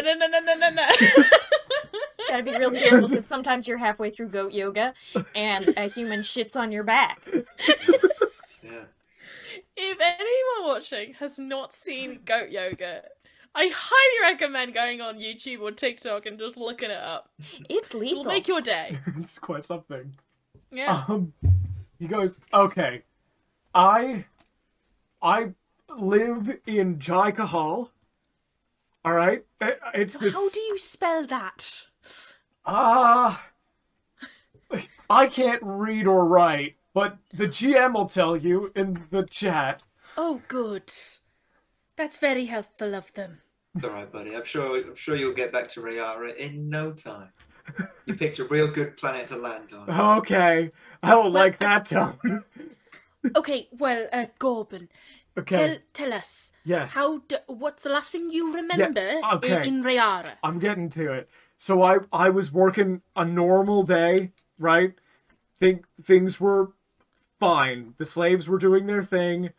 And I was on lunch break, and this friggin' metal man came up to me and grabbed me by the wrist and said some stuff at me.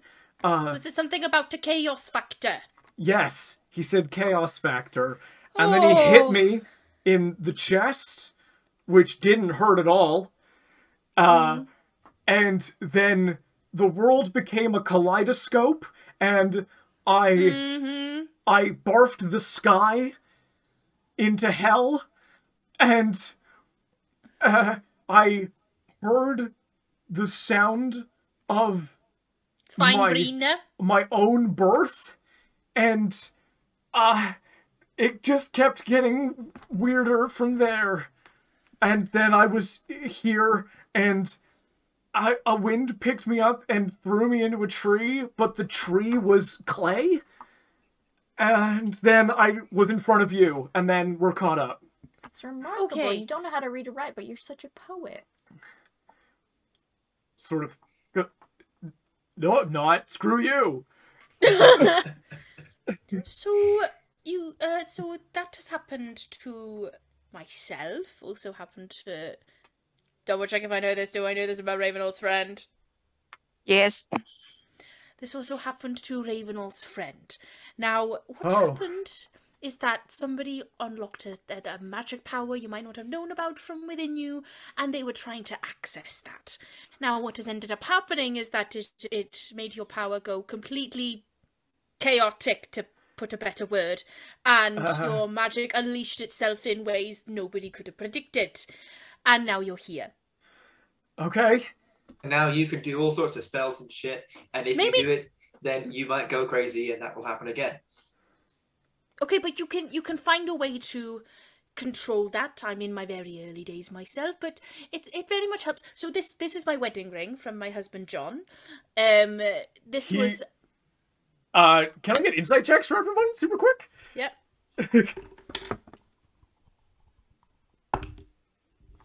Oh, for fuck's sake! Why am I rolling so badly? 14. 7. 14, 7. 11 plus 7, 18. I think I'm so focused on trying to help him, I'm just Yeah, like of railroading any insight. Yep. Highest was 9. 18? Oh, 9. Okay. Oh wait, no, I got an 8. I forgot my proficient bonus is now 3, so 8? 8. Yes. 8? Not that it helps. Continue with your story. I'm gonna message something to Dendro. This is my wedding ring from my husband John, and I've managed to harness all of my magic powers that you have similar to yourself, all within this, so it doesn't go splurging out all the time. So if you have an item of yours that is very good for keeping everything like lock, throw away the key, you're gonna need to get something like that. Okay. Okay. I heard a key or something like that, and ka-chaka-ta-ta-ka-tak. Yes. So... That's Cagrian. I don't know what that word is that you said. Kataka or Cagrian? Cagrian. Cagrian is the goat language. Okay. My language. I understand. What Piuwhgieawrg is telling you is that you just need to focus on that one thing inside of you that you keep true. And then all this magic shit shuts down. Otherwise, we're not going to be there next time it happens. Okay. I don't think that's a healthy thing to do, to keep pushing everything down. No, not push it down. Shut the magic shit down. I see. When you're in a big temporal So, like, storm, compress it downwards inside of me. And sort of, like, condense it until it's very small, and you could fit it in your head, like, and crush the life out of it. No, you're not listening to me. No. To be fair, Dendro, you're making it very hard to understand. I said you focus on that one thing inside of you. Okay. That you stay true to. And you focus on that, and you push it into that. And I'm just looking at it. And you push it into that. Raiding. No. Making good axes for killing other people well. No. That can work. Like focusing axes. on his craft. All right, I've got axes. You know good. What? All right. That makes him happy. Yeah. Nobody said he was going to use it on other people. But he didn't say he wouldn't. I need to pretend that everything's going to be all right, Dendro. I can't thank you enough. This is, I've never been so scared in my life, and I don't mind admitting that, and I would rather die than admit that I'm scared most days, so that's just a general indicator of where I'm at. Well, you know, firstly, it's okay to be scared, and secondly, I'm glad that we could help, and that we helped successfully. Now, is there anyone on Rayara that can help? Are you asking me? Well, I don't know anyone on Rayara. I mean, Clan Rogda run Jai-Kahal. Jai-Kahal, they might be the people to, but I don't know how to get in touch with anyone. I've never been off-world. They've never been off-world. Well, right now we're on this world, which is to say, we're not leaving right now. We got a few things to deal with. Okay. And there's a slight issue with the planet's not too happy with lots of inside outside stuff right now. We could get you off this planet once that's done with. We could get you off this planet once that's dealt with. Can you fight? Fight? I absolutely can. Can I roll insight? yes, you can. Ooh, it's a 25. Holy hell. Sorry, 25? Yeah, I rolled a 19 then plus 6. What the? Okay. I'm proficient in insight. Yeah, incredible. So as far as what he's talking about, he's not he's not lying.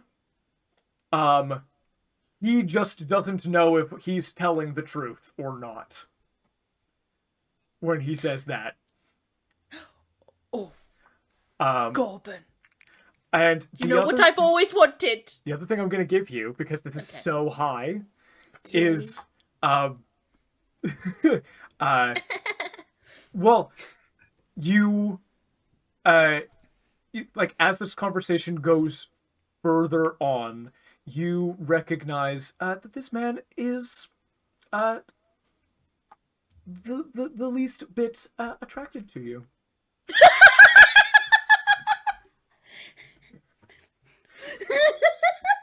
Josh, why do you keep doing this to me? Why is Porky so hot? Like, God damn it! I tried. Kieran, for God's sake! It's Kieran's art combined with your stats. Okay. Okay. Oh, Gorbin! You know what I've always wanted? What's that? An apprentice! Okay. Okay. You come with us, and I can teach you our ways of wild magic. That, you know, okay. As long as I'm not gonna go crazy like that again. Hopefully not. It will happen at some point, but hopefully you'll have learned how to not. But now that you've had it, you've had the moment, you've had your first time. It's very scary. I admit your first time is always very scary. But once you've done it the first time, it all just it's natural. Okay, I'll normal. Take give you. Him a wink. Looks at you. He's gonna roll his own insight check on Dendro. I want to know what clocks Aragiri's you. look like. Gets defensive. Looks away. Oh, they're a homebrew race, but they're Goliath. Oh, basically. But they're in that document that have the Kagri in it as well. Yeah. Is there a picture or like? They're like Goliaths. So this man's very tall. He's sort of like 6.5 feet tall. I'm his short king. You're his short king? Did you say? Yeah. Oh, I feel like I've made a reference to something that people don't understand. It's okay. Oh, maybe I personally don't understand that, but yeah, yes. It's a gay thing. Yeah, if that's cool with you guys, I'd like to be around the people who could stop me from going crazy, and you seem to have your shit together. I'd like that. Yeah. I just look at Suzie and I smirk. Like, me have my shit. She have my shit together. Lol. She still has her customer service face on, so she just looks at you and gives you a very off-putting customer service face.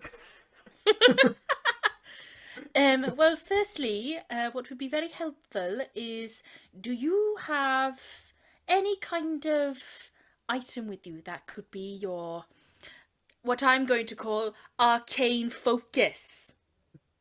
Okay. Yes, I do, in fact. And he said, I had a there was a stick that broke off when I hit that tree. And he reaches into his clothes and he takes out this stick that seems to have petrified, and looks to be this like petrified wand of wood in his hands. Oh, this is exciting. Right, so mine happened by accident, but all you've got to do is just really focus and wonder about your magic and what you're capable of, and try and channel all of that feeling into a tiny, tiny little item. And he looks at the wand, and then he closes his eyes. And nothing happens, and he goes, I don't It'll know. happen. It'll come. Rome was not built in a day. Okay. Rayara was not built in a day. Rayar. Can't remember my religious stuff for Rayar and Aragiri. But yes, sure. Yeah, that's good. Yeah, Rayar wasn't built in a day. Cool. Yeah. Gorbin, we're gonna head to this watchtower that they've lost contact with their watchtower, a nearby city here. Okay. So we're going to try and investigate what's going on. Would you be open to coming with us? Absolutely. Yeah, All right, I'd thank like you. that very much. That's excellent, because I would not recommend going anywhere alone on this planet. You know, the trees will eat you. You've got us, don't worry. You've got me. And just innocently pats him on the shoulder. No. Thanks. Thanks, guys. Yeah, appreciate that. To the watchtower! And as you walk, the 80-foot radius anti-magic sphere moves with you. You couldn't cast magic from inside of it. Hey, you mean That's nobody else can? No, yeah. That's why his wand's not working. But after about a minute, that sphere disappears. Half an hour further of walking, and you make it to the watchtower. You see the watchtower rising above.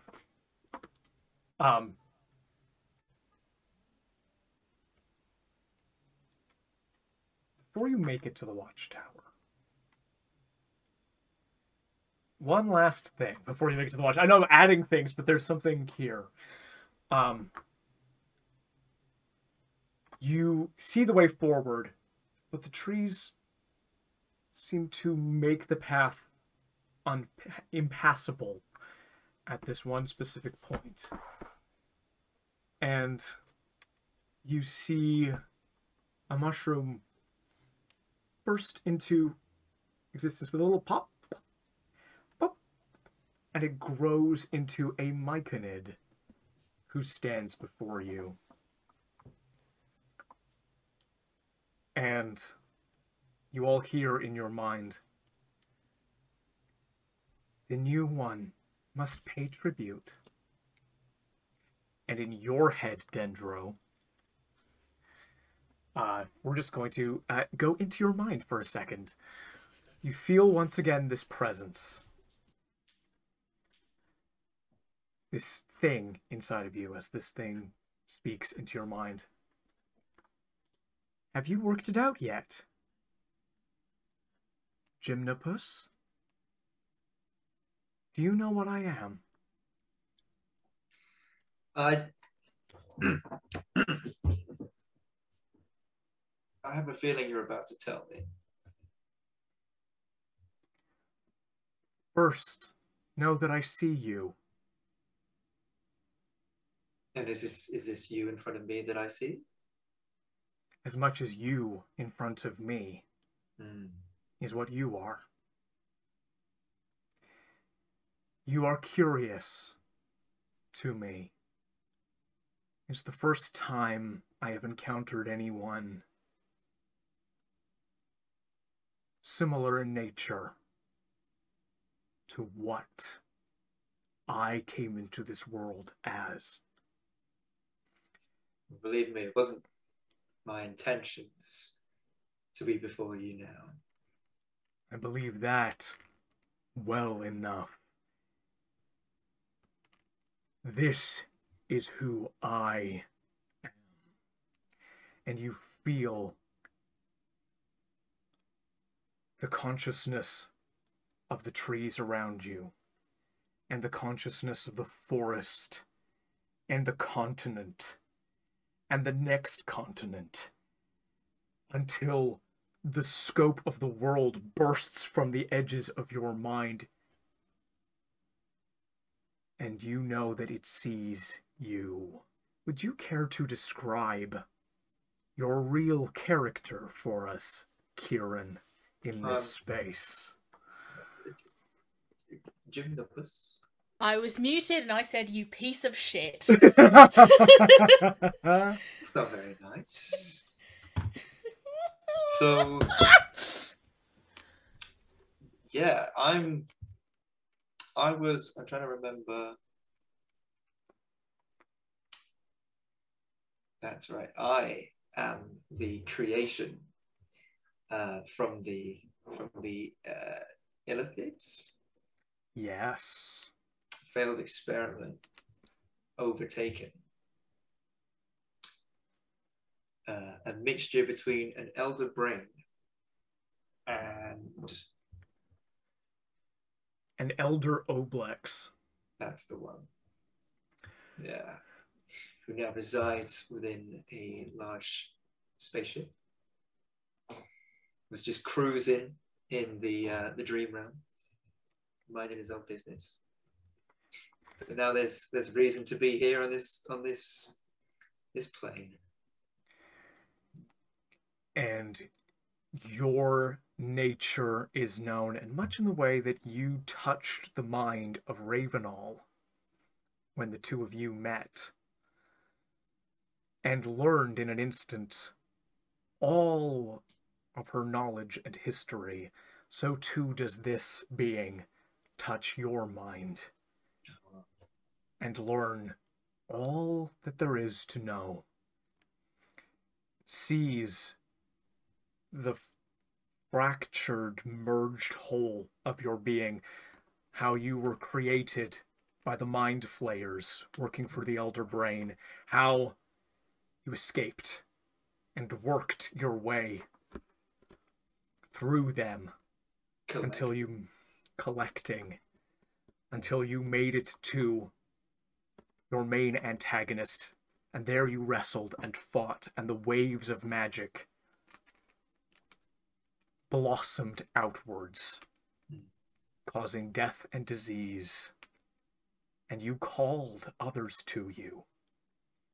And in the moment, that critical moment, you overcame your adversaries, merged into one being, something new, something that never has been before, and took control and fled that place.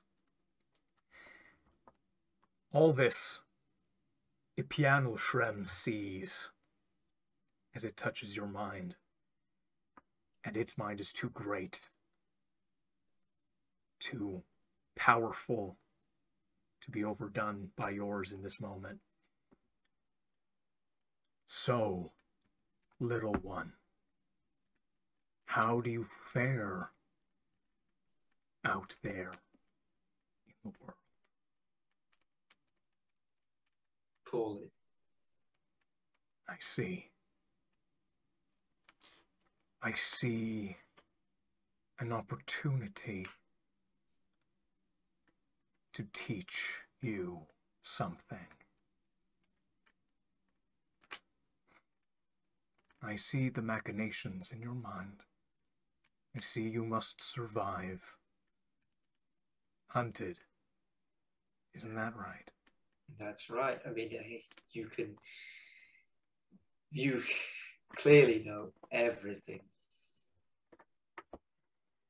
So yes, there are hunters out in the dream world. There's a choice that you must make. the other sentient beings of this world, the galaxy of creation,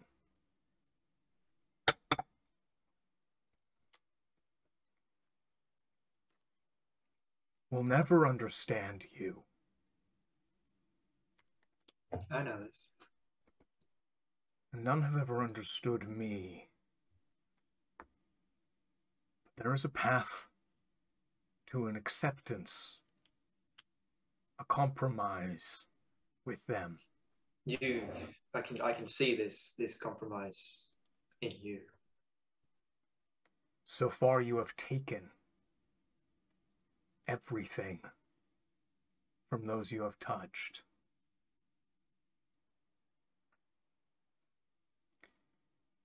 They will abhor you for it in the end. For those who take indiscriminately will create the circumstances of their undoing. Such is the lesson of your predecessors, the Illithid. For they are now gone, are they not? They are. So far, I've only taken what is necessary. And if you learn to take less, and to give some in return, some small parcel, they will love you, and they will fear you, but they will accept you. Here, all may do as they please. They pay tribute. And in return, I grant clemency, leeway. This is the lesson I wish to teach. Observe, for here is but one example, and there will be more to come, little one.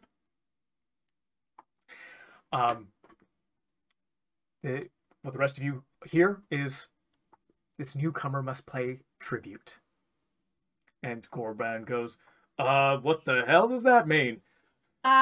Corban, here, on this here planet, everyone's gotta pay tribute to Piuwhgieawrg, the great spirit of the earth.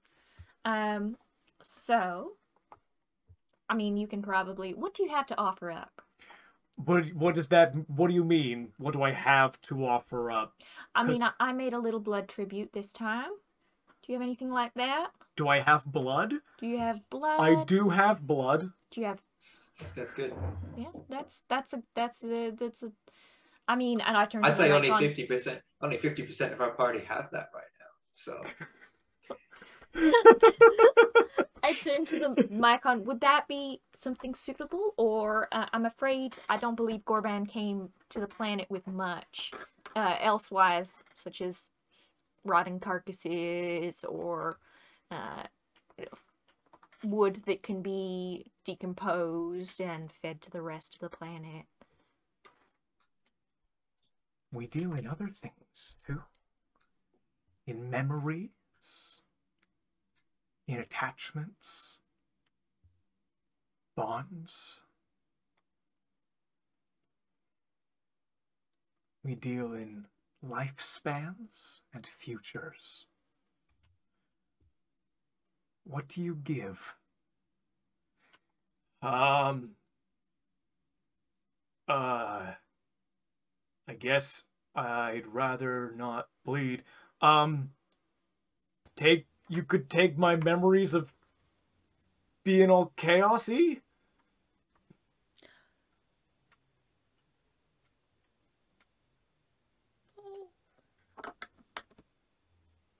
Something to say, Carrie? I think Porgy just has that little... Oh. What, is that not a good idea? Should I not give that to this mushroom man? Well, I don't know. It just... Sorry, I was just a little excited about having an apprentice, but obviously, you know...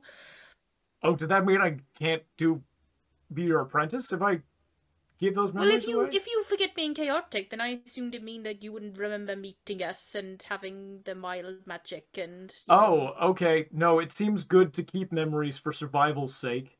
Hey, tell you what, I will give you... Take the memories of my dad. And... Would you like to tell us about your dad so we can remember for you? Absolutely not. Okay. And this Myconid sort of like nods its head and says, "These memories will do very well." And just a small release of spores. And he goes, "What the hell?" And then his pupils dilate for a second, and then he blinks and they go back to normal. And he sort of puts a hand to his head and works his jaw like he's popping his ears, and then it goes,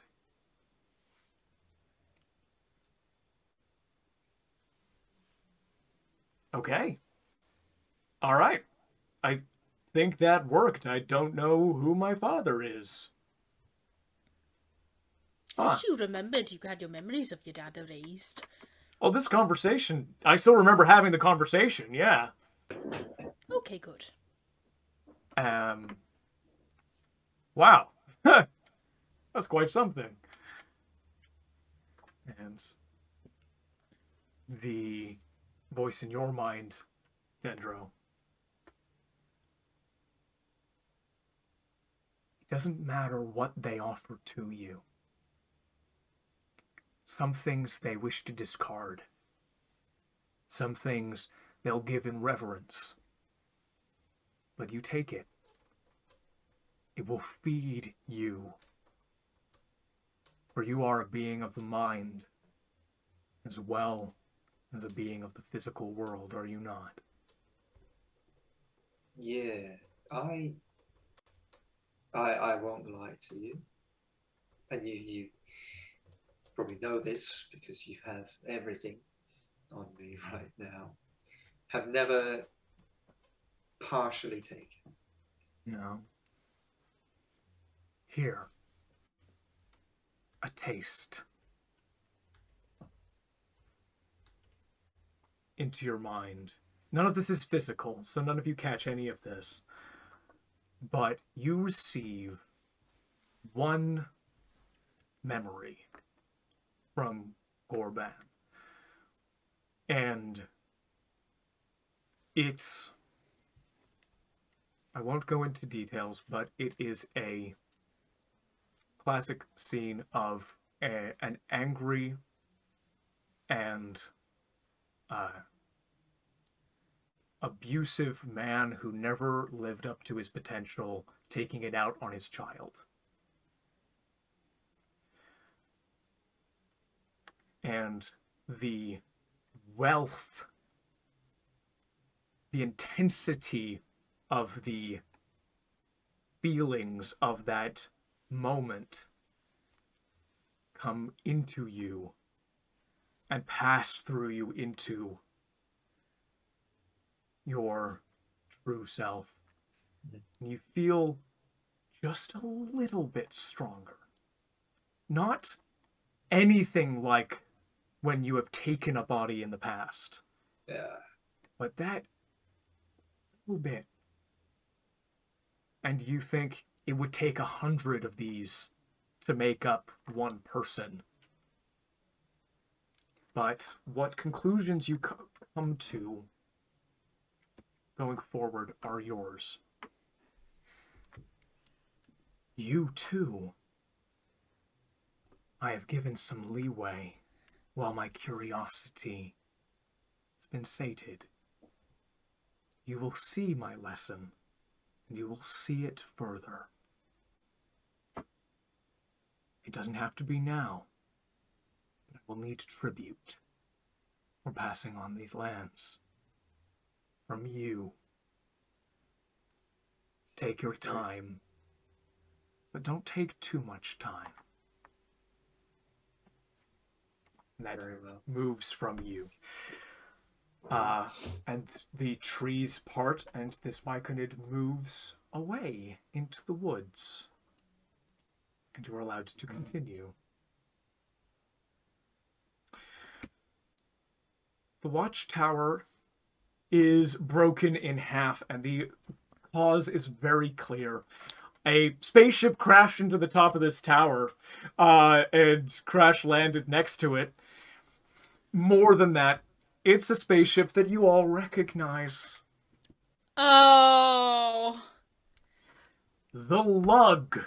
No! A city-sized spaceship. Crushed trees. You see small amount of smoke, hear yelling voices and the sounds of gunfire and explosives all around. As you approach, you see that they have just finished fending off an incursion from the forest to reclaim this territory, much like the one that attacked wild folks' folly. Can we see how many there are? There are here. You see that there appears to be some sort of strange alliance of bullywugs, wild guard, and you see standing on top of the ship, raining explosives down from above, her hands on a machine gun that's just tearing through the undergrowth, a minotaur who just so happens to be somebody that stole Dendro's idea in a spaceship, in a space battle, in the Inalosan Nebula. There she is. And she fucked the plan up. This is Tina Dane Rind of the Damsel, one of the highest rated, most powerful bounty hunters in the world. The Lug did not in fact go elsewhere. The Lug came here. And you see, yes, it is hundreds of bullywugs, tens of wild guard, and one Tina Dane. And some bullywugs see you and have spears and come over. We're not here to fight you. You're not forest people? We're not Yeah. No. Okay, thank God. Oh, we done so much fighting over the last 24 hours. Oh, you've been going hard. Oh, well, Yeah. it's bad. Okay, I'm gonna let the folks, these guys, and I'm pointing out the wild guard, their backup doesn't know what's been going on here, so I'm gonna let them know what's been going on Oh, here. they've been trying to get in touch because you're from the city? Yeah. Okay, thank good. And you're not bounty hunters, are you? No. Not after you guys. That's the important thing, because we've had to kill more than a few bounty hunters as well, because they've been after a bounty on us. It's a bad bounty. There's children living in your planet. Oh my God, you have empathy. Yeah, okay. It's been so long. Oh, sweetie, you've been fighting hard, It's haven't you? really bad. Alrighty, I'm gonna send a message real quick. Alright, and Okay. then we'll see what we can do here. Alright, you guys, just 1 second. I'll just send a message to Isabel being like, "Hey, Isabel." I take a Found the picture problem. if I can. Take a picture. Just a little selfie. Oh, group selfie. Oh my God, guys, get in! Who has the longest arm? Oh, a selfie. Hey. A city crashed on your tower, and I explained what happened. And yes, you explain what happened. This bullywug even goes, "Hey, look, I know our people, to Dendro, I know our people have all kinds of shit, but I'm glad to see friendly faces. Are you?" Is your captain still alive? Well, yeah. You talking about smoking? Or wait, which one is it? Shit. The one that beat me up at the bar. Yes. 1 second. Gerbling, was it Gerbling Gaff or was that a GIF?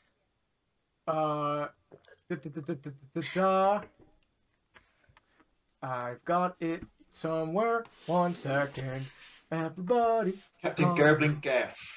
Boop, boop, boop, boop, Boop, boop, boop, boop. We'll Yes, get the into captain's to Gerbling company Gaff strike. and the first mate is Spogink Dolt. Spoking. Uh, Spoking and gaff. Well, Gerblink isn't the captain anymore. Spogink is the captain. Oh.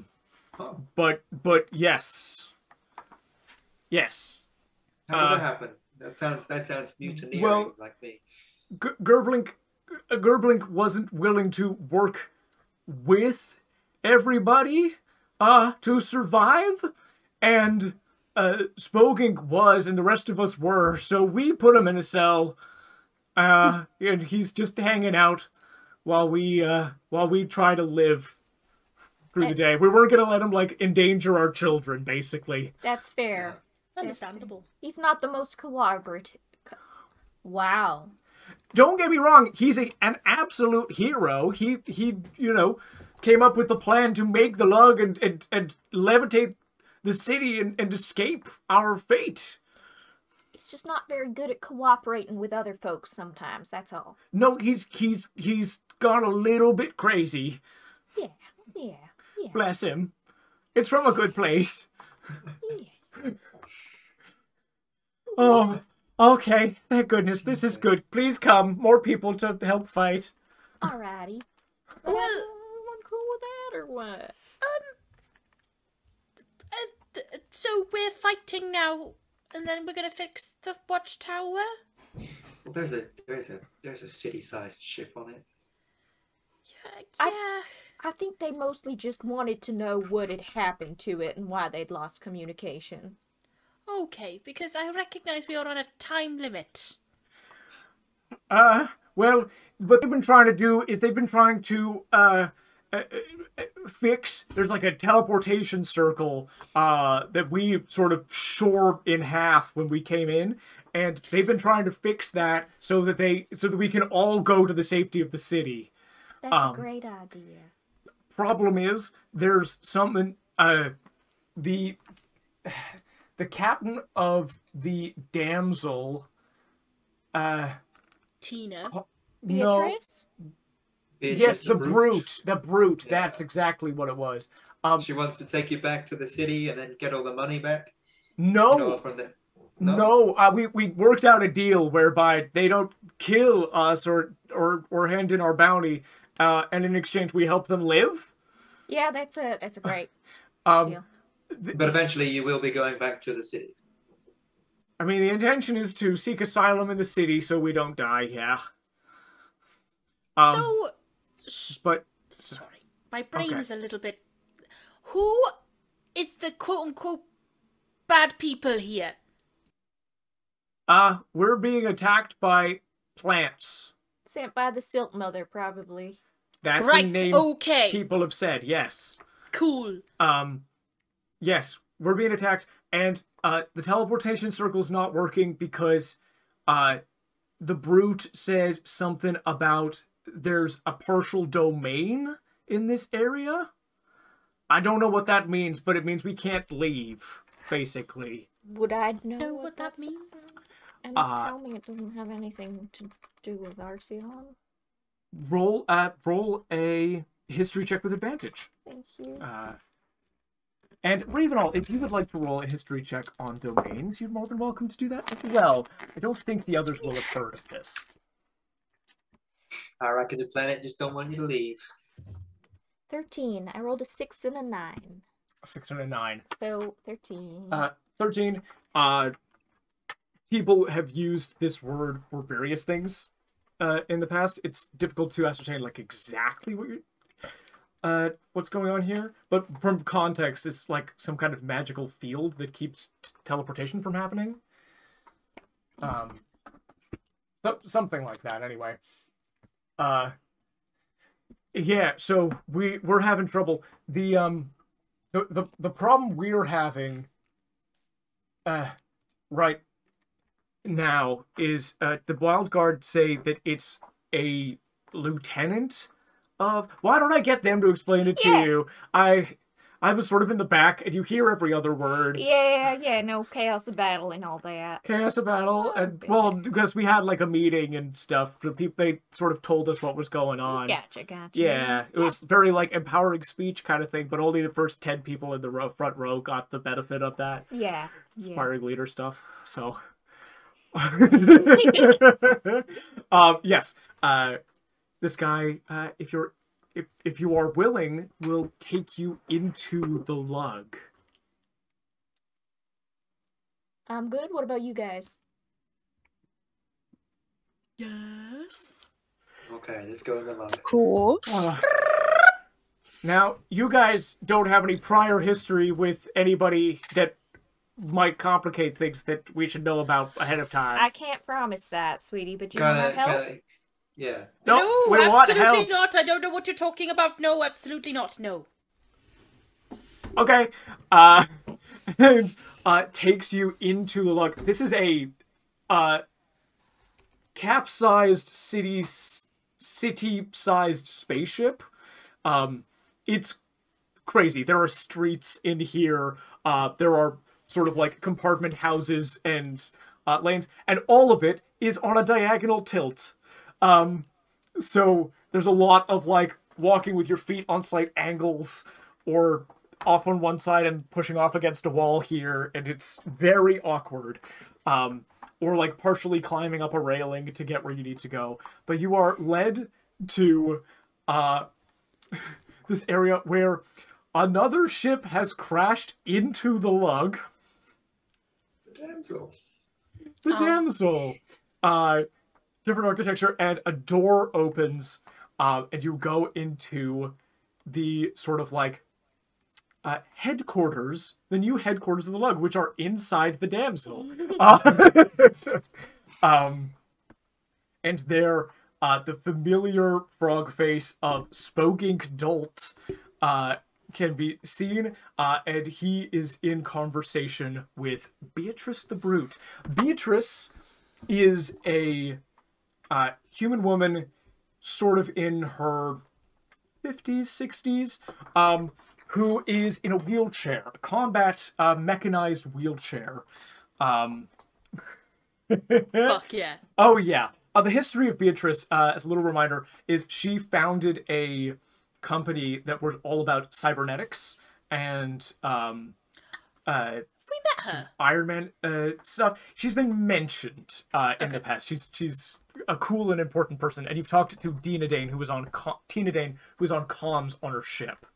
But she founded that company, got incredibly rich, and then decided to continue to just go out and be a bounty hunter and live an exciting life. Little fun fact, one of her former crew members was Urinjara, who we met in a 4-shot based on Rayara. Oh, yeah. Oh, it all connects. Everything connects.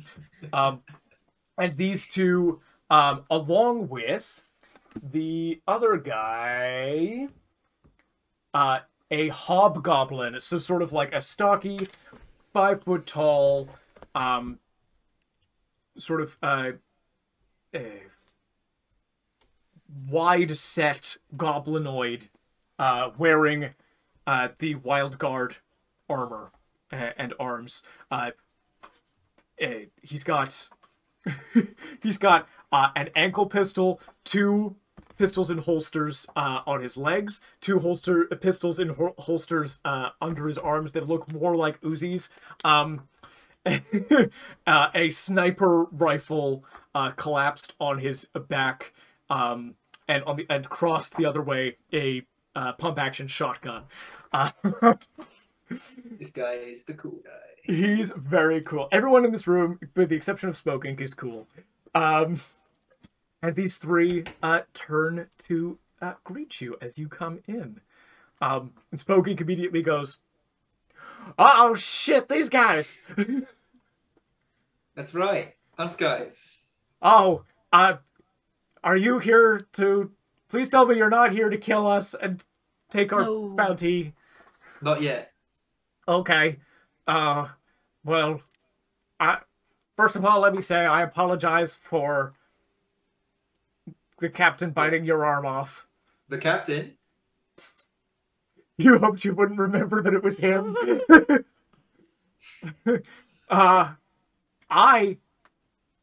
I apologize for the harm that I have caused. The arm. The arm. We're Your friend did it, so I thought I could. Can I give him an electric shock, please, Josh? Yeah, absolutely. I will make you roll stuff for it. Yeah, you electric shock him. Beatrice is a little chuckle. And Worf goes, "Okay, everybody calm down, please." Right, that's it. Okay, thanks very much.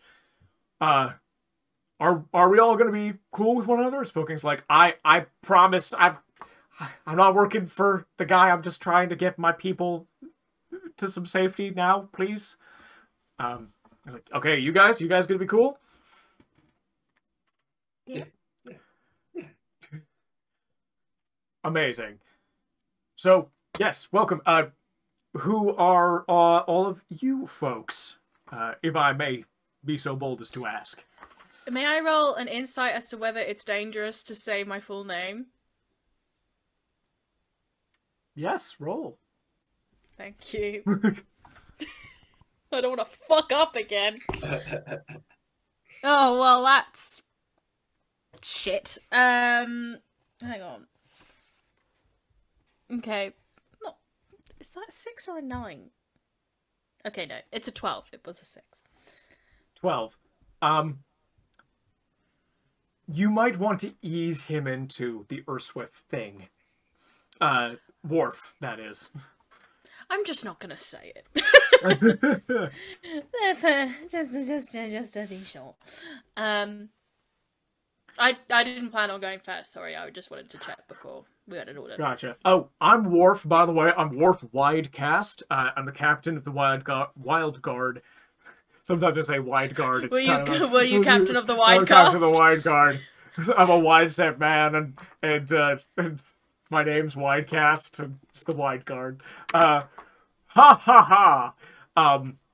This over here is Smoking Dolt, who is representing the Bullywugs in this situation here, and of course Beatrice the Brute of the Damsel. We've all met. I am Dendro. Dendro. Following my great party. Piuwhgieawrg. Piuwhgieawrg. Nice traditional Kagrian name. Very nice. Thank you. I'm Ravenel. Ravenel. Your face looks familiar to me. Would I have seen you anywhere before? You some kind of celebrity?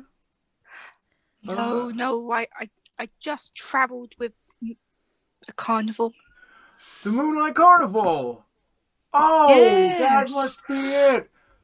I heard about what happened to you guys. I'm so sorry about that. I love the carnival. I was there whenever you guys were in town. Took my daughter last time.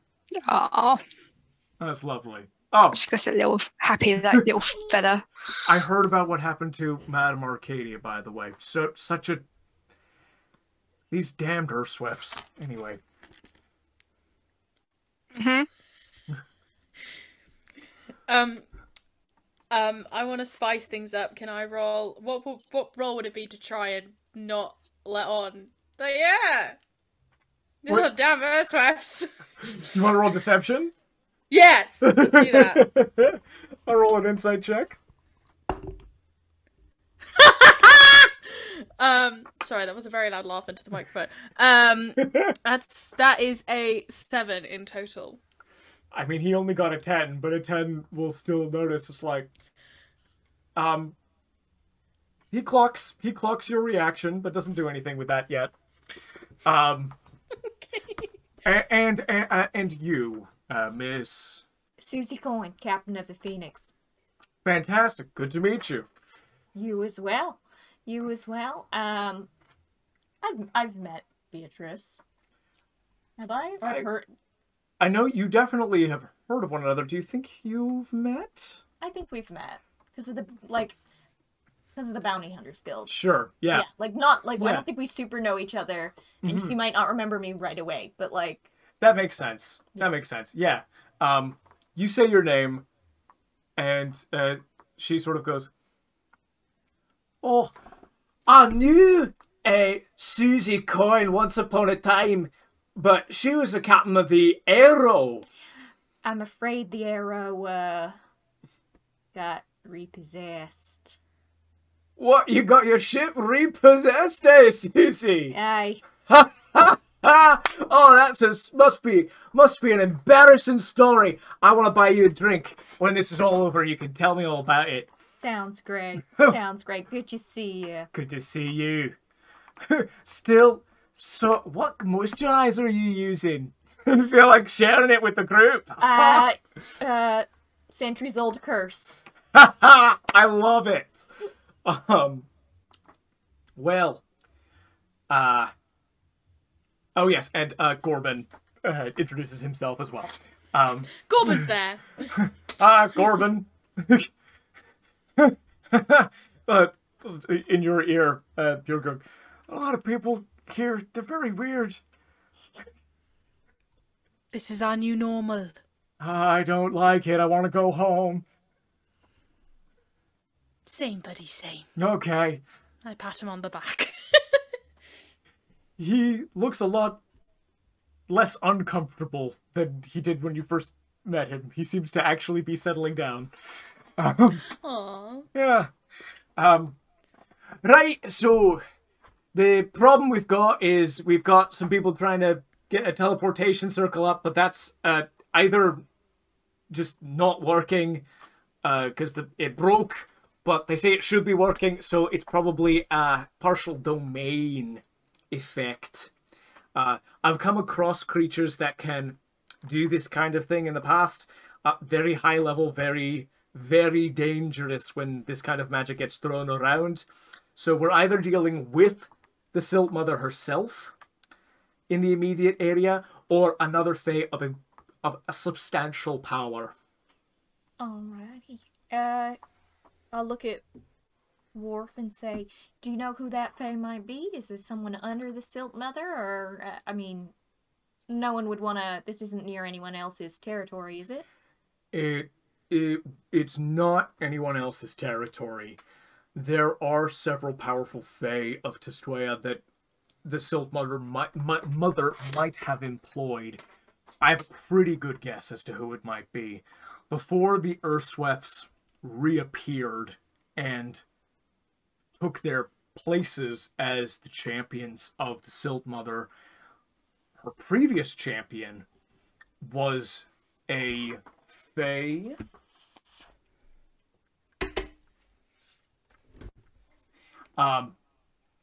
Was a Fae called the Leshen, or also known as the Buck of Autumn. That... Oh. I'll look at Ravenhall and go, that makes sense. Just like, mm-hmm. I look at Ravenhall like, oh, buddy. Oh, buddy. Now, Corbin goes, Piuwhgieawrg, what's a buck? Do you remember when Ravenhall was having those visions? Uh-huh. Did you see a shadowy figure with a deer mask? Yeah. That would be it, yes. Okay. All right. I don't like bucks. Wait. Do you know? Are you genuinely asking what the creature a buck is, or is it some kind of? Or yeah, the actual that's a person? buck, a creature of shadow and Oh bone. no! A buck is a type of deer. It's a male deer, isn't it? Oh, okay. All right. So this is some kind of like weird twist on a normal thing? Yes. Okay. Yes. All right. Okay. Give me a moment for Carrie to Google. But that's yes. no, that's correct. Male of several deer. Cool, thank you. I didn't know. I was talking out my ass. That's correct. You got it. Oh, great. Anyway. All right. So that's our situation.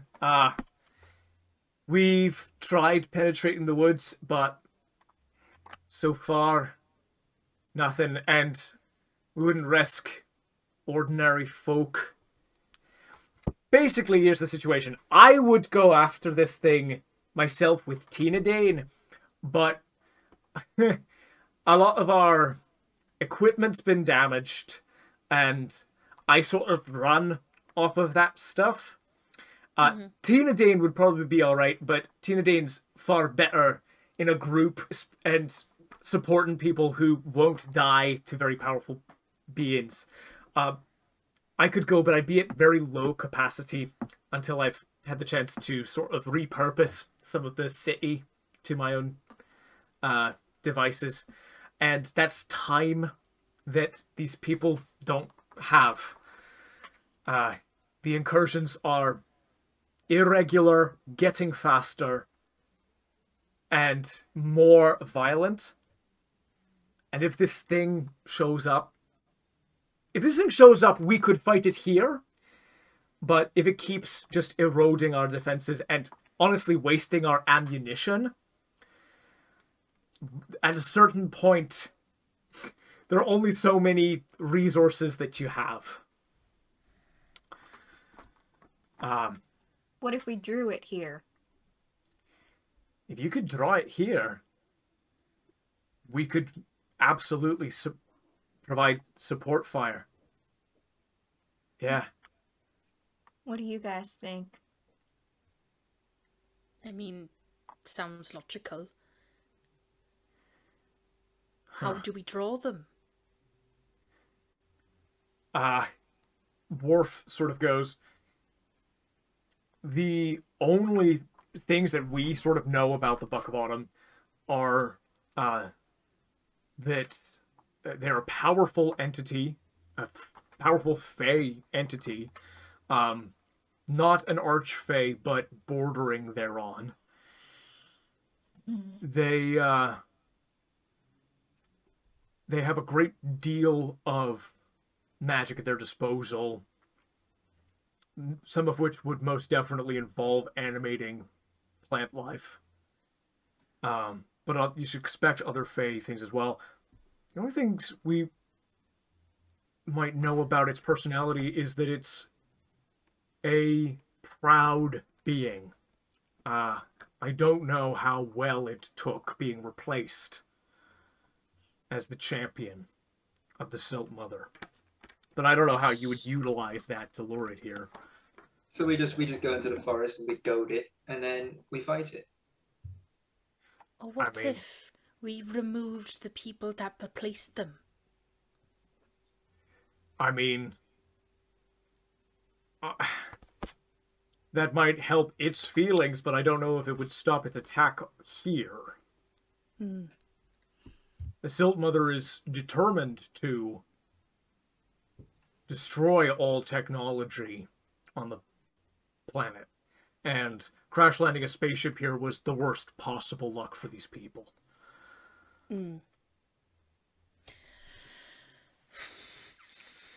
How are things in the city, by the way? Oh, sorry, I interrupted you. What if we started a fire? Start a fire. We've tried that, but I don't know if you start a fire. That might be enough to draw it organically or through magic? Explosives. Yeah. Is what we've used. But we can only shoot them so far from here. We had a couple of working laser batteries that we trained on the forest and did quite a bit of damage, but the forest moved in afterwards. I'm wondering if it would be drawn to fire by magic. It might be. We're not. Yeah, I don't know.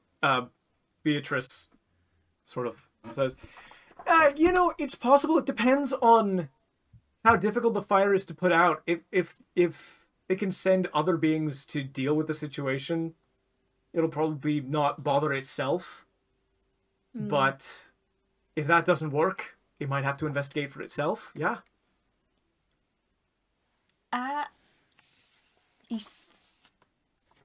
May me and my crew and I just have a word over here real quick, please? Go for it. All right, thank you, folks. So, Piuwhgieawrg. Am I in trouble? No. I had an idea, and I wanted to float it past you before I mentioned it in front of anyone else, potentially. Okay. So, if You're I going to use me as bait, aren't you? Yeah, no, well, why I don't... Yeah.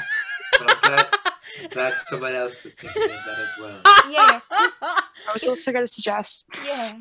If we put a word This out, thing's if we say pissed stop the off about fighting, you. this guy, if we send a word being like, We hey, have an Urswef. we have an Urswef. Come and get And him. he's so much better than that buck of water. That'll drop out. An Urswef's shown up at his fight. He hasn't even deigned to show up at his fight. But an Urswef has. Damn. That's a Porky cowardly starts laughing as well. What? No, you can't be passing notes like that. You need to share up at the cast. Okay. May I ask a question? Mm-hmm. Do Fae have their own, like, communicating between each other? A Fae may entreat an audience with another Fae, yes. Your station was not so high that it was in itself worthy of an audience with a Fae maybe this powerful before. But you're rocking some pretty hardcore magic right now that might turn the tide in that situation, yes. So... I think we may have a plan A and a plan B. There's some Well. pretty interesting plans you got there. What's plan B? Piuwhgieawrg's bait. Oh, No, Ravenel's plan A, because if I can't convince an audience, then I could just be like, well, you don't want to speak to me, Elspeth. that's more than fair. Alrighty, thank you. God, why are you not keeping secrets? I hate secrets. So you were... Sorry, go ahead. No, I was like, just go ahead. Ravenel, you would ask to have an audience? Is that what you're saying? If you want to lure it here. And then he comes to you, right? You don't just go beep to him. Oh, I bloody hope not. Oh, okay. Your understanding of requesting an audience is that you would be allowed in the presence of the Fae you're requesting an audience with. So you would have to go to it. Oh.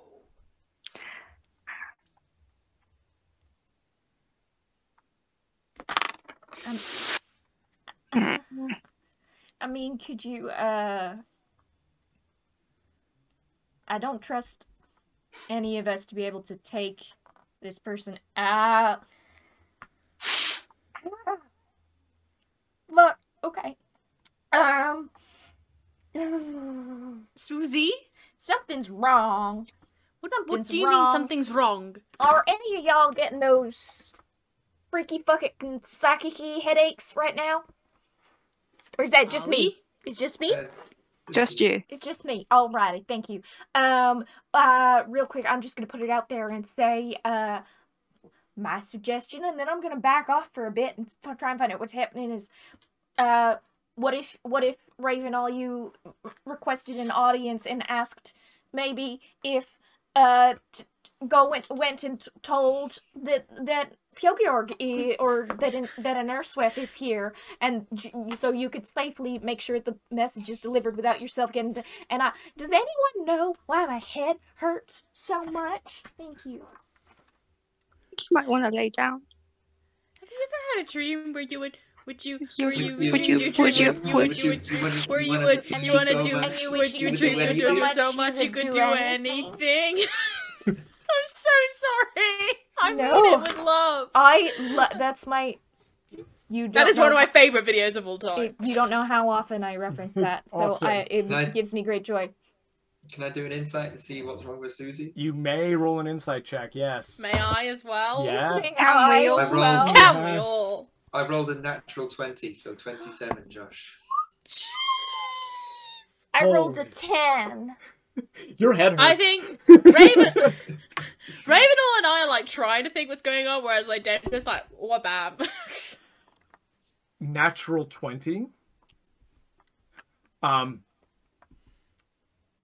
You look at Suzie. A little trickle of blood comes out of Susie's nose.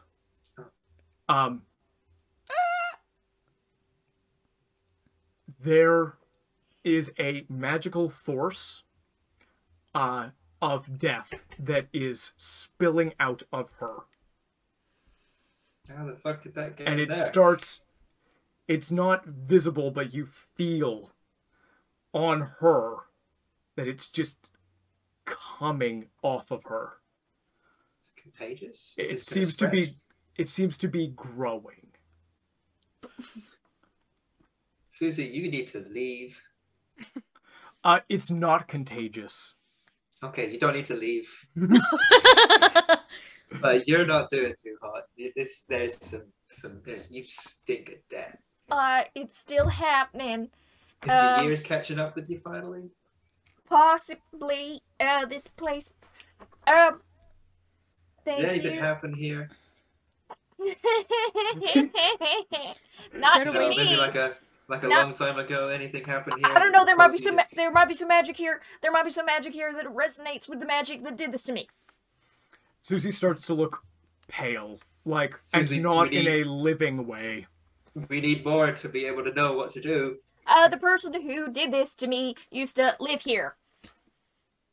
Still, or Okay, folks, do you all have healers? Do you all have healers? You Because pop your head back I have into the healing room. word. I have healing word. I think she's going to be... I'm going to the big guns. I'm halfway down from just this latent effect. Or this just... hey, y'all, so some old sketchy magic is, fucking me up. Do y'all have any clerics who can help me with this? Oh, holy hell. We've got a cleric, but I'm so sorry, I don't know what to tell you. All our clerics are out of slots. They're sleeping now. That makes sense. between battles. They should be sleeping. They should be sleeping. There's children to protect here. I'm gonna second Josh, I wind. have a question. Yep. Could I use my sorcery points to give a cleric a spell slot? Nope. Damn it. I'm second winding. So that's a D10 plus 5. Just take my healing word, Suzie! I'll take that. I'm gonna need both. Suzie, who was the person? He was an Esmerin.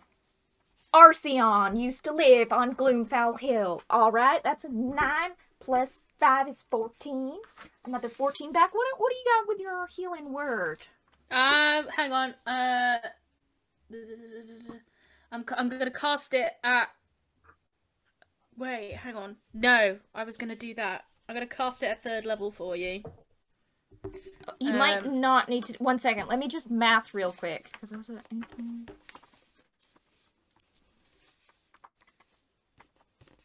You don't need to, but you may need to hold on to that. Like, I am back up to nearly full, but this thing is doing damage every round.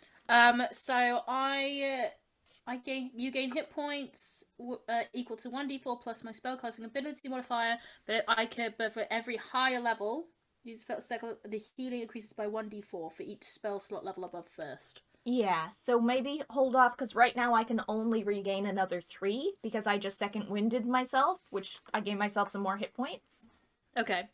So maybe hold off until I've taken more damage to do anything, because right now it'll, like, I can't get the, like, I can only get 3 hit points worth. Thank you. Can I have a mushroom? Can I have a mushroom? Oh my god, please? yes! Yeah. A solid You hold idea. on to the mushrooms. So this dude, Archeon, did you say? Arceon. Arceon did this, right? Yeah. Is he here now? He was supposed to have died, but a lot of people who were supposed to have died during the Gods' War, are coming back. Yeah.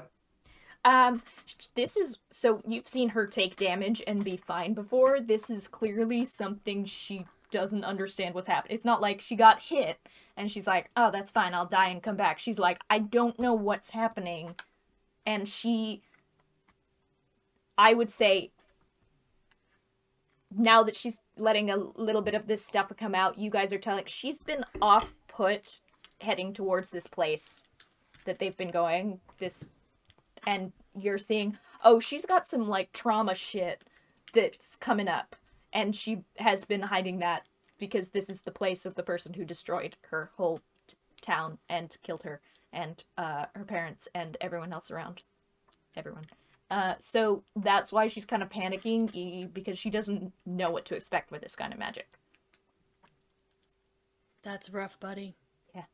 Can I eat a mushroom? Please eat a mushroom. What do I do? 2d4. Thank you. Temporary hit points. Thank you. That's okay. 6, 10 HP. So I'm at 32 plus 6 temp HP on the side.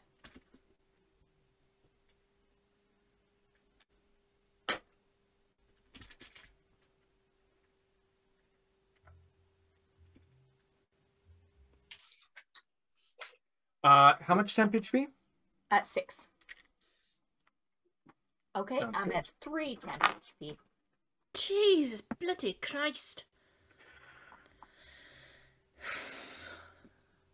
Well, is there anything we can do to stop this?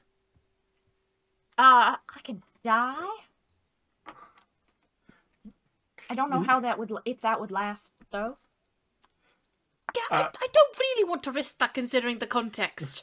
Wait, sorry. Your solution to being bombarded with ancient Arceon magic is to let it kill you? Well, if y'all don't have clerics.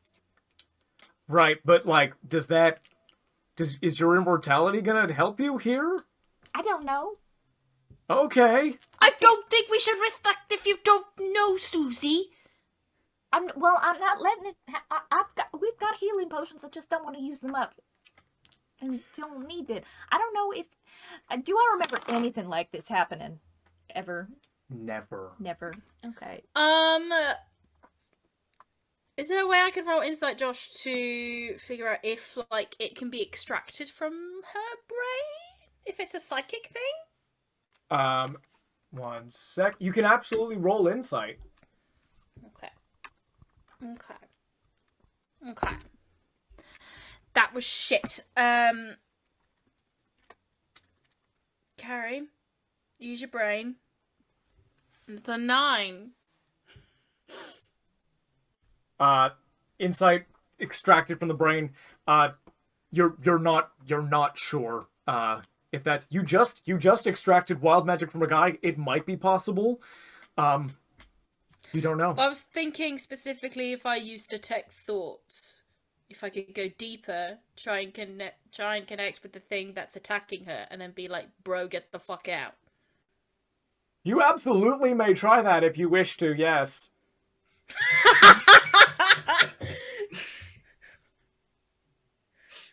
Thank you. Suzie, Yes. you trust the planet, right? Yeah. You trust the planet? Yeah. Yeah. Yeah. Like, I mean, it's in so much as I really like the planet. I can't really know its depths. It's a wonderful because it's beautiful and ancient and I love it. But you kind of like know what it is, and Yeah. yeah. Yeah. Can you trust me? Yeah. Because I'm worried you're gonna die. Okay. Like die. Okay? That's possible. That's possible. I always avoided this part of the planet. Dendro. I'm worried about the rest of everyone else. But Dendro, what do you know that we don't? can you trust me? I can trust you. I need you to drink this. And he holds out a little vial. What's this? That's where the trust comes in. All right. Mr. Mystery. I drink it. You drink it. I want several things to happen at the same time. Piuwhgieawrg, are you holding off on your Jack thoughts, or are you going to go through with that? A part of me is like, I don't need to now, but also part of me is like, I just really want to know what happens. Hang on. Well, you don't know what's going to happen. No, I'm not going to do it. The coin is decided. You're not doing it. I'm not doing it, no. I would have tried to. I wouldn't have willingly let you deeper, so I would have had to make a save. Cool. Anyway, so let's save yourself the spell slot. In this moment, or in this process, Ravenall, is there anything that you think to do? Is there anything you'd like to do here? I don't think she thinks there's anything she can do. So she'll just be like, just watching it like, what the fuck? Oh no! Oh, this is so sad! Oh, this is so... I can't do anything! Immortal, undead, you say? Oh no! Rest in pieces! So...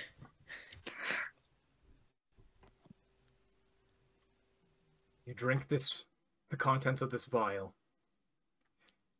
Suzie and Dendro's eyes roll back in their heads, and they both collapse to the ground.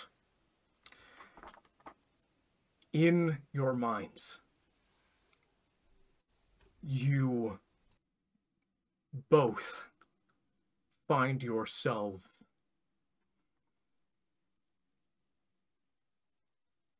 standing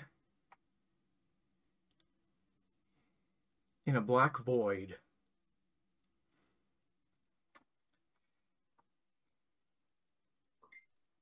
And before you, and first I must clarify, when I say both of you, I mean Suzie, and I mean Gymnopus the Cerebroblex. Jesus Christ. And before you,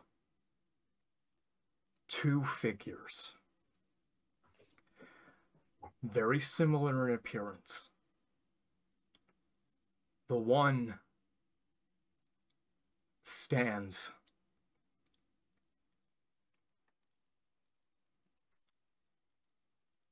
robed beautifully and simply in green, with two green eyes in his head. And before him,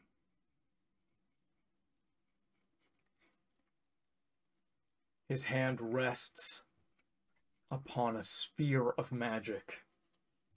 Green runes swirl in infinite concentric circles. Within that sphere is a second man who looks very much like the first, except his skin is black and taut. His arms are elongated. There is a patch of white that looks almost like bone in between his joints, his upper and forearms. From his head, two horns grow, Black feathered wings sprout from his back. Black lines of ichor drawn down like tears from his eyes. Red color around black within black. These figures are the size of humans, and yet they loom larger than anything either of you have ever felt before. Well, that's not true. Suzie's felt this before.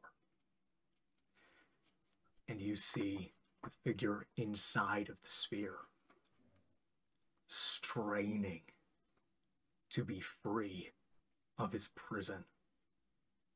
And one by one, this black magic reaches out and tears the runes out of one concentric circle and crushes them, and another, and another, and another.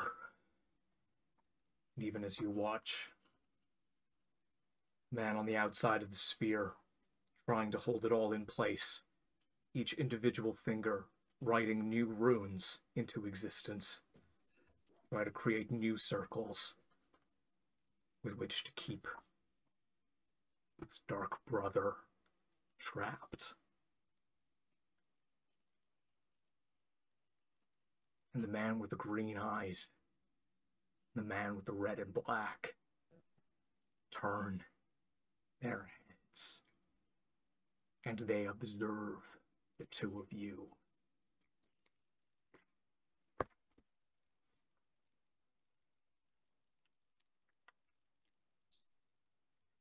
And the man inside points at Suzie. Your death was mine.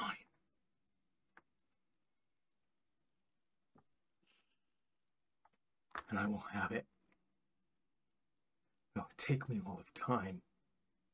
I will have your death. I will have it so that no part of that city remains. No spectral trace will live, and her pain will be infinite.